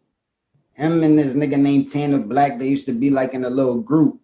And I don't know if they was in a group or they was just close or something like that, but I know he used to bring them to my house. I used to teach them niggas about shit, how to put bars together. Them niggas used to hear my shit all the time. Twizz, let me ask you, bro. Were you a Cicero guy, Twizz? Not really. He was a good rapper, but he wasn't really like I didn't really listen to Cicero like that. Were you tapped in much when he actually linked up with the game? Were you familiar with that situation? Yeah, I remember the whole Black Wall Street joint. I remember everything. I was always, around. It's just like it was a big thing going on out Philly where everybody was saying that Sis was, just he sound like Cassidy. He was trying to rap like Cassidy. He was But then dissing he Cassidy. yeah, he dissed him. You know what I mean? And this was because of that. It was because Cass had distanced himself because it was so much comparisons because people was like, bro, he trying to rap just like you. Like the energy in his freestyles, his the non-verbals while he rapping, the facial expressions, all of that. And then it's like, when he went to Black Wall Street, it's just like, bro, like that just was for it to have been such a big thing at that time, it just took so much from his career, it seemed like, because after that it was like over. I respect Cicero for actually posting this portion of the interview on his Instagram, Twizz. Now, everybody go hit that poll. We want to know, who do you think has the better punchlines?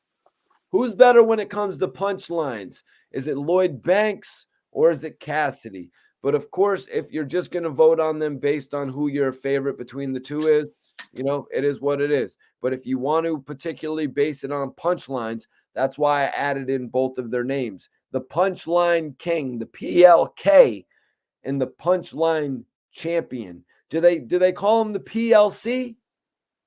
No, it's just straight up punchline champion. It's Cass. It's the punchline champion. Like he said it numerous times. Well, they call Banks the PLK. I many times Yeah. did not understand what the hell PLK stood for, just to be 100% honest with everybody watching. Let's get back into this, man. We got an epic story about Cicero here. And vote in the poll right now so we can see who has the better punchlines. And because of that, when he started to do his thing, he got a lot of comparisons to sounding just like me. Everybody like, yo, you sound just like Cass. And it went from like, that's exactly what you just were starting to talk about, Twizz. Facts. It's crazy he said that. I didn't think he would say all that. Are you is everybody watching sort of starting to get the idea why we're doing these watch along videos, man? We're all sort of on the same train of thought here. When you're trying to get nice and they say you sound like Cass, it could be flattering. But after you feel like you got your shit together and niggas keep comparing you, you could get frustrated. So the frustration started leading to niggas saying and doing shit. So that's where it seemed like we had some type of beef and all that. But there wasn't no real shit. Like I remember he was around with Game and I seen him at a concert. We was doing like Summer Jam or some shit like that, or one of them type of concerts, you know what I'm saying? And so Twizz, let's talk about this real quick before he gets into it. So now the rumors are out there, like he said about the sounding just like him. We saw what happened with Ja Rule and DMX when them same rumors hit. Their friendship dissolved. You know what I mean? So Cassidy sees Cicero now with the game, Black Wall Street. Do you think this is going to go good, or is there a potential of this going left, or since the dudes are both from Philly, is this going to be love? No, it's not going to go left because, either one of them, will let it go left. It's more business. They both got the vision of winning. I doubt it'd be any type of drama where even if something as simple as a fight would break out with them two guys. Yeah. Back in the day, honestly, it would always be about having a viral video to make your shit pop off, though, Twizz. You know what I mean? But bigger than that, the bigger thing than that would have been for Cicero to actually get Cassidy in game on some sort of a collaboration, a video together to promote his Black Wall Street project. That would have been the bigger thing, in my opinion. True. That would have been fire. Yeah. But let's get back. He was looking around with Game at the time. And we had to go run down on him like, Game with me, like, you know what I'm saying? So as soon as I seen him, I had to talk to Sis and I had to ask him like, yo, Sis, like, come on, bro, like, like, I mean, like, stop it, man, like, But that was old shit. Like, you know what I'm saying? That was old, a long time ago.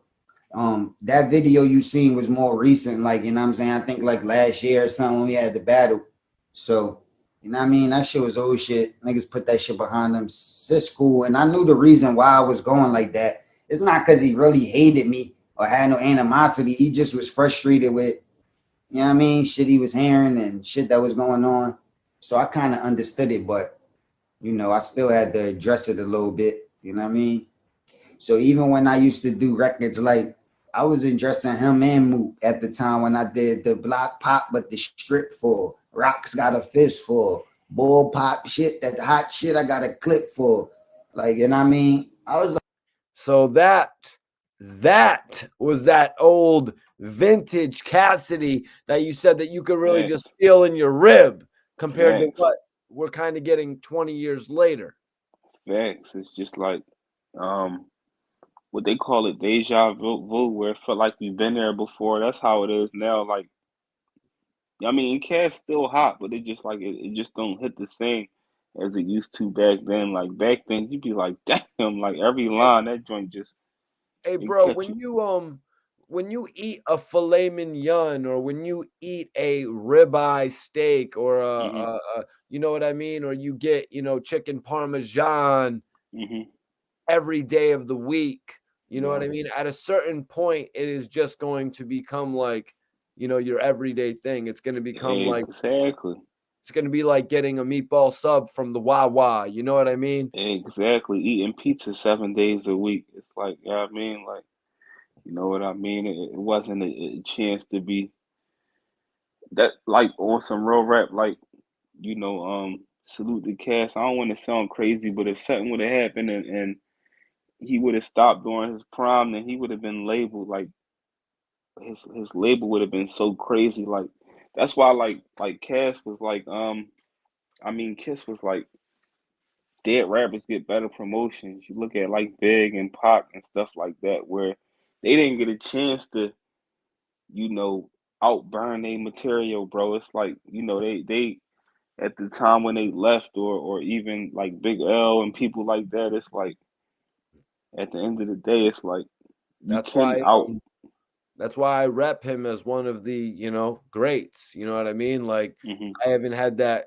conversation with him about why I put him up there with those greats. I mean, this guy was rubbing shoulders with Snoop Dogg, you know what I mean, on his hmm very first album. That says something, Twizz. Snoop Dogg is one of the most iconic rappers. Not every rapper from Philly has records with Snoop Dogg. Let me Google search something real quick. I might just be proven wrong real quick. PNB Rock featuring Snoop Dogg. yeah. Nothing's coming up. Yeah, that's a new wave of artists. I know, but I could see Snoop Dogg working with PNB Rock. But you know what? It says something that Cassidy is the one that hmm worked with Snoop Dogg. You know what I mean? Has Snoop Dogg featured on any of the Meek Mill albums?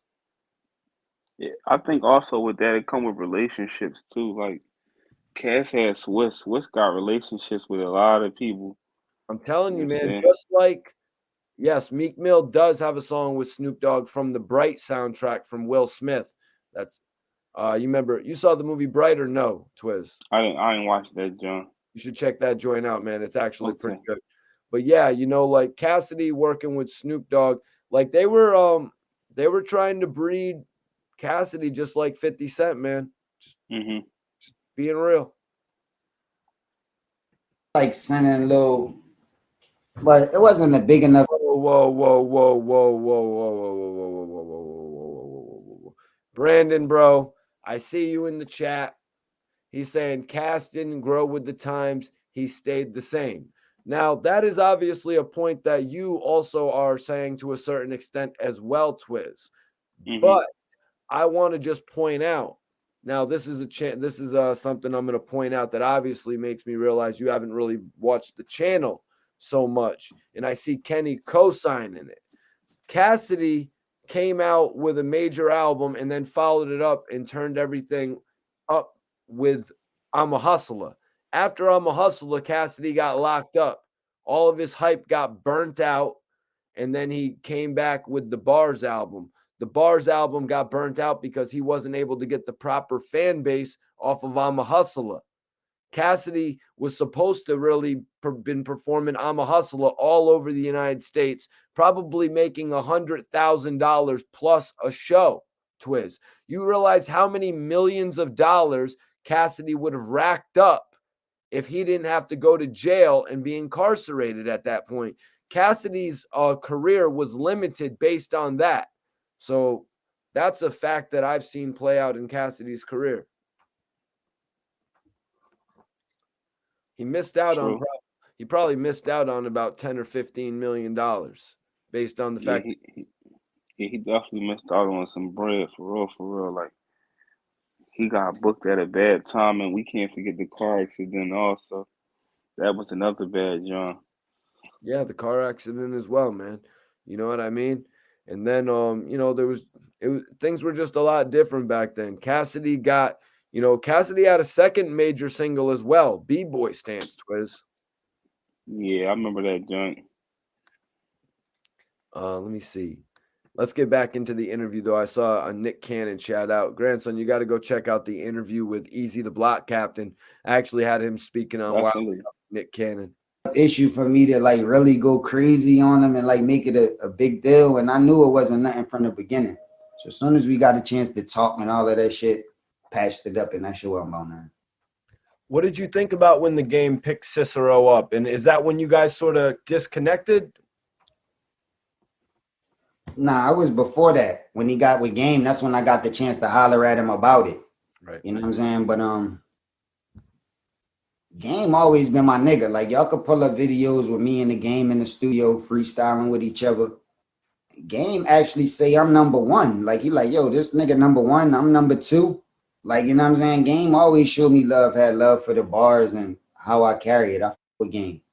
Even on records, like I think when he dissed Meek, he had like mentioned me, riding through playing Cass, like Game fuck with me. So I definitely fuck with Game from the beginning. And so I know when he got with Sis, it was for a reason. So Sis had that Cass in him. Like, you know what I'm saying? I said I raised him, and that's what Game like. He liked that type of shit. So because Sis had it in him, that's the reason why he probably was around Game. So, you know what I mean? It was like flattery to me. I was happy to see that. There it is. That is the exclusive interview. But Twizz, what do you think of these Cassidy album titles here? We got The Formula. He had spoke on the Science. He had spoke on The Wise Man coming as well. What do you think about these titles?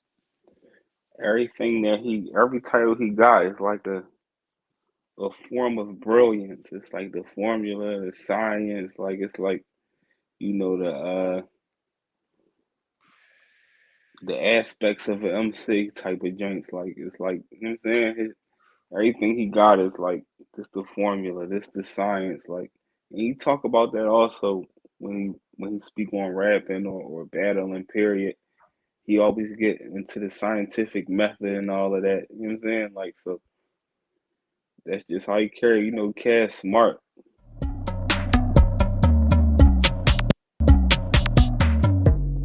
I mean, I was listening to the Yeah. We live with Mikey T, the movie star, right here on Report Card Radio, man. Y'all niggas stay tuned in, man. It's going down. Philly shit. Easy. So that's it right there, Twizz. Another watch along complete. And as I ask you after our watch alongs, man, what did you think of the interview overall? It was fire, man. A big salute to Cass, bro. Like I said earlier, he was one of the bigger motivators for my generation. You know what I mean? And besides like state property, but like when Cass came out, like I said, he changed the game. He had people when you was battling, you had to have them your punchlines. Like punchlines became a major factor when he came out. And I'm talking about those when you battling somebody, you get disrespectful to him, like it, you know, it got to hit different. So Cass changed the narrative. We look at it years later. He came in the game for having hot punchlines and being able to battle rappers from the tri-state around the world, and then he comes to the URL lifestyle now. You know, he comes in, kicks the door in, and changes the narrative for that to the point where he can battle one of these top tier battle rappers. But however the crowd feel when he get done talking, he gonna let you know why he won, man. So it just show you how talented he is. You know what I mean? And at the end of the day, it's like, salute to him. He dropped a lot of gems. I heard things in the interview that I didn't know about. You asked some great questions, man. You know what I'm saying? So that joint was fire, basically. You know what I'm saying? Well, Twizz, I have some other interviews with Cassidy where we went over, him creating I'm a Hustler with the Jay-Z sample. You know what I mean? I got Fact, a lot of different interviews with Cassidy, even where he spoke on the mistreatment of AR-Rab inside the federal facility. So we have a lot more to look at over the next few months. You know what I mean? 2022 is going to be a big year. I want everybody to subscribe to the channel if you haven't already. I want everybody to also follow SV Twizz right here. I'm gonna send it over to Twizz. I appreciate you for tapping in tonight, bro. you Hit your already. plugs. Let everybody know how they can contact you, your YouTube, any other plugs you want to do. The floor is yours, Twizz. All right, man. It's SB Twizz, man, the hood blogger. I'm seeing y'all tuned into Report Card Radio, La Familia. My brother Mikey T, the movie star, man. You know how we carry it. We keep it raw and uncut. Stay tuned into the watch along. Stay tuned into the interviews. And also the regular lives, man, that get dropped on the channel. If y'all want to follow me on Instagram, the link is pinned. If you can't, I'm saying, click on the link. It's underscore Twizz215, man. Check out the YouTube channel, man, the Hood Blogger. If y'all sub or y'all new to the channel, man, scroll through the channel. Don't just pop and look at 1 or 2 videos. You gotta scroll through it, man. You'd be surprised. Iceberg in the building, bro. Salute Iceberg, man. Make sure y'all scroll through the channel, man, and see. Y'all be surprised at what y'all might come across on the channel. New fire content on the way. You know what I'm saying? That's how we carry it. Capital third letter C in the building. Much love and respect, man. Salute to everybody in the chat. Y'all know how we carry it. Appreciate you for tapping in. A little late. You actually missed the whole interview. We just did the whole review of the Cassidy interview where he spoke on pretty much everything, man. I even got him to detail the early creation of Hotel, which was pretty dope. Facts. But Fire. I'm going to take some open questions. Hold on 1 second. Let me questions. I'm going to take some open questions. Twizz, I appreciate you tapping in. If you want to log out, man, it's all good, my brother. We've completed Facts. the watch along. The watch along. Facts. This episode is officially over. You got some last words for the people? Facts, man. You know what I mean? Salute to everybody, man. Shout out to everybody. Make sure y'all stay tuned in. You know what I'm saying? Sub to Report Card Radio. Hit all notifications. Sub to the Hood Blogger. Hit all notifications, man. We're going to keep the fire content rolling, man. Salute to everybody in the chat, man. It's always an honor, man. Mikey T, much love and respect. You know what I'm saying? Everybody in the chat, much love and respect. It's only one way from here, y'all, and that's up. That's how we carry it. I'm going to see you on the next one, Twizz. Yes, sir. Hell We yeah, keep it brother. lit. Hell All yeah. right, salute. Oh, but Twizz, let me just tell you, the who is better, the Punchline King, Lloyd Banks, 36%. Oh, The Punchline Champion, and still Punchline Champion, Cassidy with oh, 64%. I'm that's going to leave it heavy. up for 2 more minutes, but Twizz, you can rest easy tonight, You knowing already know. that the Punchline Champion is still reigning supreme. Definitely. And shout out to Banks too, man. But Cass punches is a little harder. And yo, Iceberg, yo, bro. So Twizz, I appreciate you, brother. You already. But Salute. Iceberg, I seen that you were actually at a wedding today with Bella Everybody send a Salute Iceberg. shoot Bella K a follow, y'all. If y'all want to tap in with Bella K, shoot her a follow. Iceberg, let me know if you're still in here, if you're actually still at the wedding, partying or whatever. Everyone go follow Bella K. I promise you, you will not be wrong. She is the official lobby girl. Twizz, you a lobby boy guy? You like Jim Jones and Mano? Yeah, I don't know what they mean lobby boy. What that mean projects? I never understood what they meant by lobby boy. Well, that's a conversation for another day, Twizz. Yeah. We're going to tap into that. You don't really. Yeah, well, I'll let you later. No. What you was about to say, Mikey? I ain't mean to cut you off. You don't really be having the lobbies out in Philly. You know, like for the housing. I think it's for the project housing, and then there's a lobby where you get buzzed in. Yeah, I think that's what they're talking about. No, like our Philly, all the projects is updated now, so it ain't like it used to be. It's probably maybe one, maybe two high rises out there. It's not like New York, like Philly. They knocked all the high rises down. You know what I'm saying? There was so much going on. They got the units separated now. Them joints is like they like regular complexes. They just don't be stacked up like that no more. So people got like private entries in their joints now out Philly. Like, what do you think about Mano and Jim Jones connecting, man? It's good. You know, two old heads in the game. You know, it's good. It's good for business if that makes sense. You know, you got especially with like Mano, because we know Mano really come from that struggle. He really, you know, came out of jail, and we know how Mano was when he got out of jail. So where he at today, it shows growth and maturity, man. So definitely a big salute to Mano. Jim Jones, you know what I'm saying? He never really stopped buzzing. He always been, you know, staying relevant with the different generations, the time changes and all of that. So but big salute to Mano and Jim, man. They just, you know, go get their bag, man. Just don't, you know, trade your morals for that. Yeah, man, they both do a hell of a lot of hits on the internet. They're both still into the music. You know, Jim Jones has been releasing a bunch of videos. He dropped a joint with Millie's. You know what I mean? Mano's got is he still doing the In the Kitchen podcast? I don't really. That's a good question. I didn't see it pop up in a minute, but he's probably still doing it. It was a good podcast. I hope he didn't give it up, man. He's got the voice. You know what I mean? He got the voice, and he got the respect, man. Yep. Yeah, I mean. All right, I'm going to give y'all a couple minutes. I'm going to give y'all about 2 minutes. You can hang in, Twizz, for a second. If anybody has any last questions, ask questions, shoot them our way. Otherwise, we're just going to let people go back and rewatch all of our comments, all of our thoughts on this exclusive Cassidy interview.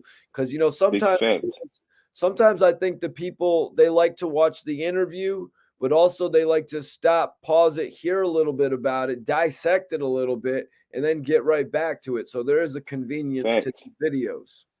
Facts, the live commentary, the pausing and all that bring a whole different energy. So, and any last questions, man, on whatever y'all got to ask, even if it's not, you know what I'm saying, even if it don't got nothing to do with the actual interview, y'all know how we carry it, man. We done had all types of conversations on last questions, from gaming to all types of things. So keep it Kenny Mac, Twizz, Kenny Mac, Papoose versus Cassidy. That's a good joint. I'll go with Cassidy though. Cassidy, yeah, I'm taking Cassidy over Papoose as well. Yeah, that's a good joint though. New Papoose. Actually, I'm not going to do that, man. Cassidy dropped 3 albums. I got respect for that, man. It's definitely a dog fight. Brandon says, what do you think about Durk's album? I'm actually going to be doing a review on Durk's album tomorrow. And once we get to hear Aha Part 2, I want to see where Durk is going with that. I want to see if he's going to be touching on the NBA Youngboy beef on that, or touching on anything. So before I give my thoughts on that, I'm actually going to wait till tomorrow. So tap into my live tomorrow night. If you're not subscribed to the channel, subscribe right now. Hit the notification bell so you don't miss the live videos. Also, go over, type it in on YouTube, Da Hood Blogger, DA. Just like all of Cassidy's albums, the Formula, the Wise Man, Thanks. Science, the Hood Blogger. That's SV Twizz, you guys. That's Thanks. SV Twizz on YouTube. He puts up an array of videos. I see you're catering to what the people were asking you about on there, putting up some of the natural Philly content, Twizz. Facts. Facts. Going out on the curve and you know, reaching out to the streets. You know, Sorry, not to interrupt you, Twizz. you good. Mike Breezy asked, and I wanted to see, are you a basketball cat? To answer this question, Twizz, I'm do you, I'm I'm I'm tuned in on everything that's going on since they brought Harden over. You know what I mean? Mike Breezy says, do you think that Harden is going to bounce back from Thursday, or is it that a sign of what to expect? I think he's gonna bounce back. He seemed upset about how it played off, how it played out and everything. And it was definitely a low blow that it got done to him by the Nets, but it's like I still got faith in him. You know what I mean? We all have, you know what I'm saying, when especially when it come to ball, bro. We seen LeBron stink it up before, so it's like, you know, it's possible it happens. I think he's gonna bounce back. So, what do you think James Harden is really going to do for the Sixers? Truthfully, I feel like James Harden, I ain't gonna yeah, Simmons had a nice little run, but I feel like he's gonna bring back the closest energy that the Sixers had back from when we had AI, man. You know, Harden, I like Harden, bro. He nice, man. He just everybody had they nights, you know what I mean, where they be off and things of that nature. You know what I'm saying? Because even when we had AI, it's like we still ain't get the chip as great as of a basketball player as he was. So I got faith in Harden, man. So, Dark Low is a little bit older than James Harden. Hmm. Does James Harden know who Dark Low is? He's from I Los he Angeles. he gotta know, man. And if they do that family search, John, they might be connected. You Wow, know you how think it goes that deep? yeah, it's that deep. Like they from the same tribe, bro. Like they got you know what I'm saying? It's like they a brother from another. For real, bro. Like Kenny they got Mack this. says, Mike, do you like rock? What the hell's that? Sorry. Who the hell? Boxer. Boxer. No, I'm not familiar, bro. Brandon says Harden isn't a dog like AI. AI was that boy. AI just brought a different energy. Like AI, he changed the narrative of how you carried on the basketball court. You know what I mean? He just AI a legend. But Harden ain't, you know what I'm saying? Harden not a cakewalk though. Salute John Cooley. Much love and respect, bro. But yeah, listen, guys, I appreciate y'all for tapping in tonight. I want everybody who's watching this on demand to drop a comment. You can find both of our Instagrams in the description. Mikey T, the movie star, SV Twizz. I want everybody on demand to follow us on the gram so you can stay in tune of when we're going to be going live.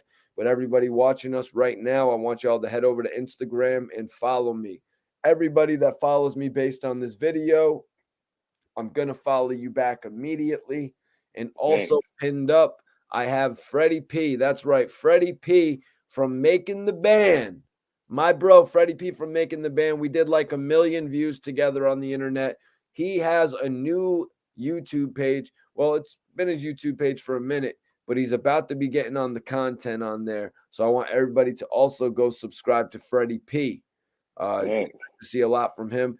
Twizz, I didn't really get you to comment on Freddie P yet. Before we get out of here, can you drop a comment on Freddie P? I mean, personally, Yeah, he was my favorite in Making the Band. yeah, he was definitely fire. Ness was of course like Philly favorite because that was like the beginning of like the reality shows. But you know, we was a little upset with Freddie how he did nuts and everything. Had him, you know what I'm saying? But you know, at the end of the day, at the end of the day, salute to him, man. He was nice, man. He was nice. Chopper was nice too, though. Chopper was Babs. nice. Bass was nice. They had a nice little group, man, and um, you know that was like the beginning of the reality shows. If you think about it, I can't think of like a reality show that was before that. Really, we think about the year that this was put out and everything. It was like American Idol being a reality show. We talking about artists getting introduced to the world from around the world. So it was And when great, man. and when Twizz says that, he's basically challenging all of you to list a reality show that actually came out before making the band with Diddy. Facts. That's what And you're doing? before you and yeah, I'm challenging everybody. And before y'all throw something out there, make sure y'all check the year that it came out. Yeah. You know what I'm saying? Yo, Iceberg, I was checking with you, bro. Appreciate you, Iceberg. I was checking with you, bro, to see if Bella K's Instagram showed up properly when I posted it. Iceberg, I basically wanted to know if you were able to click on this.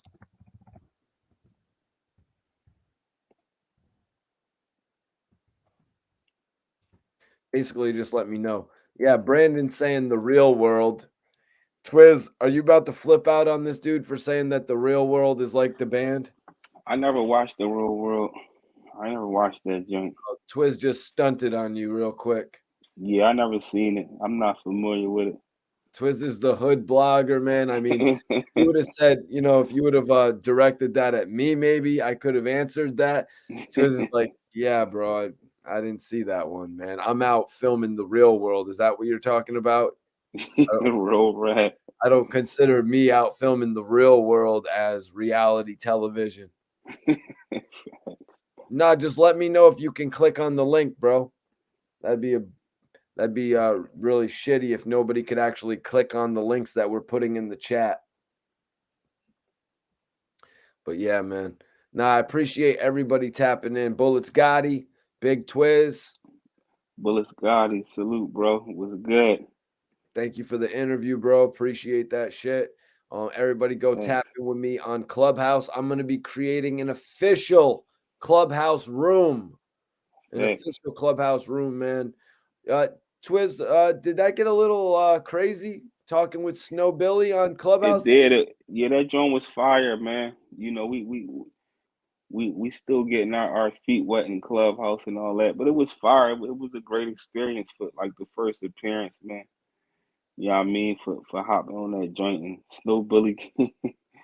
Man, listen, I'm surprised that wasn't floating all over YouTube because it was that joint got a little crazy, man. Oh You know what I'm yeah, I don't. saying? I think I asked Snow Billy some questions about his connection with 6ix9ine and Shoddy that Facts. may not have been necessarily explored, but we'll You save put that. the you put the pressure on them. I did. You put the pressure on them. Oh, we're You gonna know what I have to mean? go over that then. If I put the pressure on Snow Billy, man. Oh, we're gonna have to have Snow Billy on the show, man. Yo, Gotti, let Facts. Snow Billy know that I want to have him on the show, bro. Yeah, we got. Gotti need to tap in too. Yeah, Gotti got to tap in too, man. That's some real shit. What up? What up? What up, King Infamous? We appreciate everybody tapping in, man. Tonight, this was a dope live video, you guys.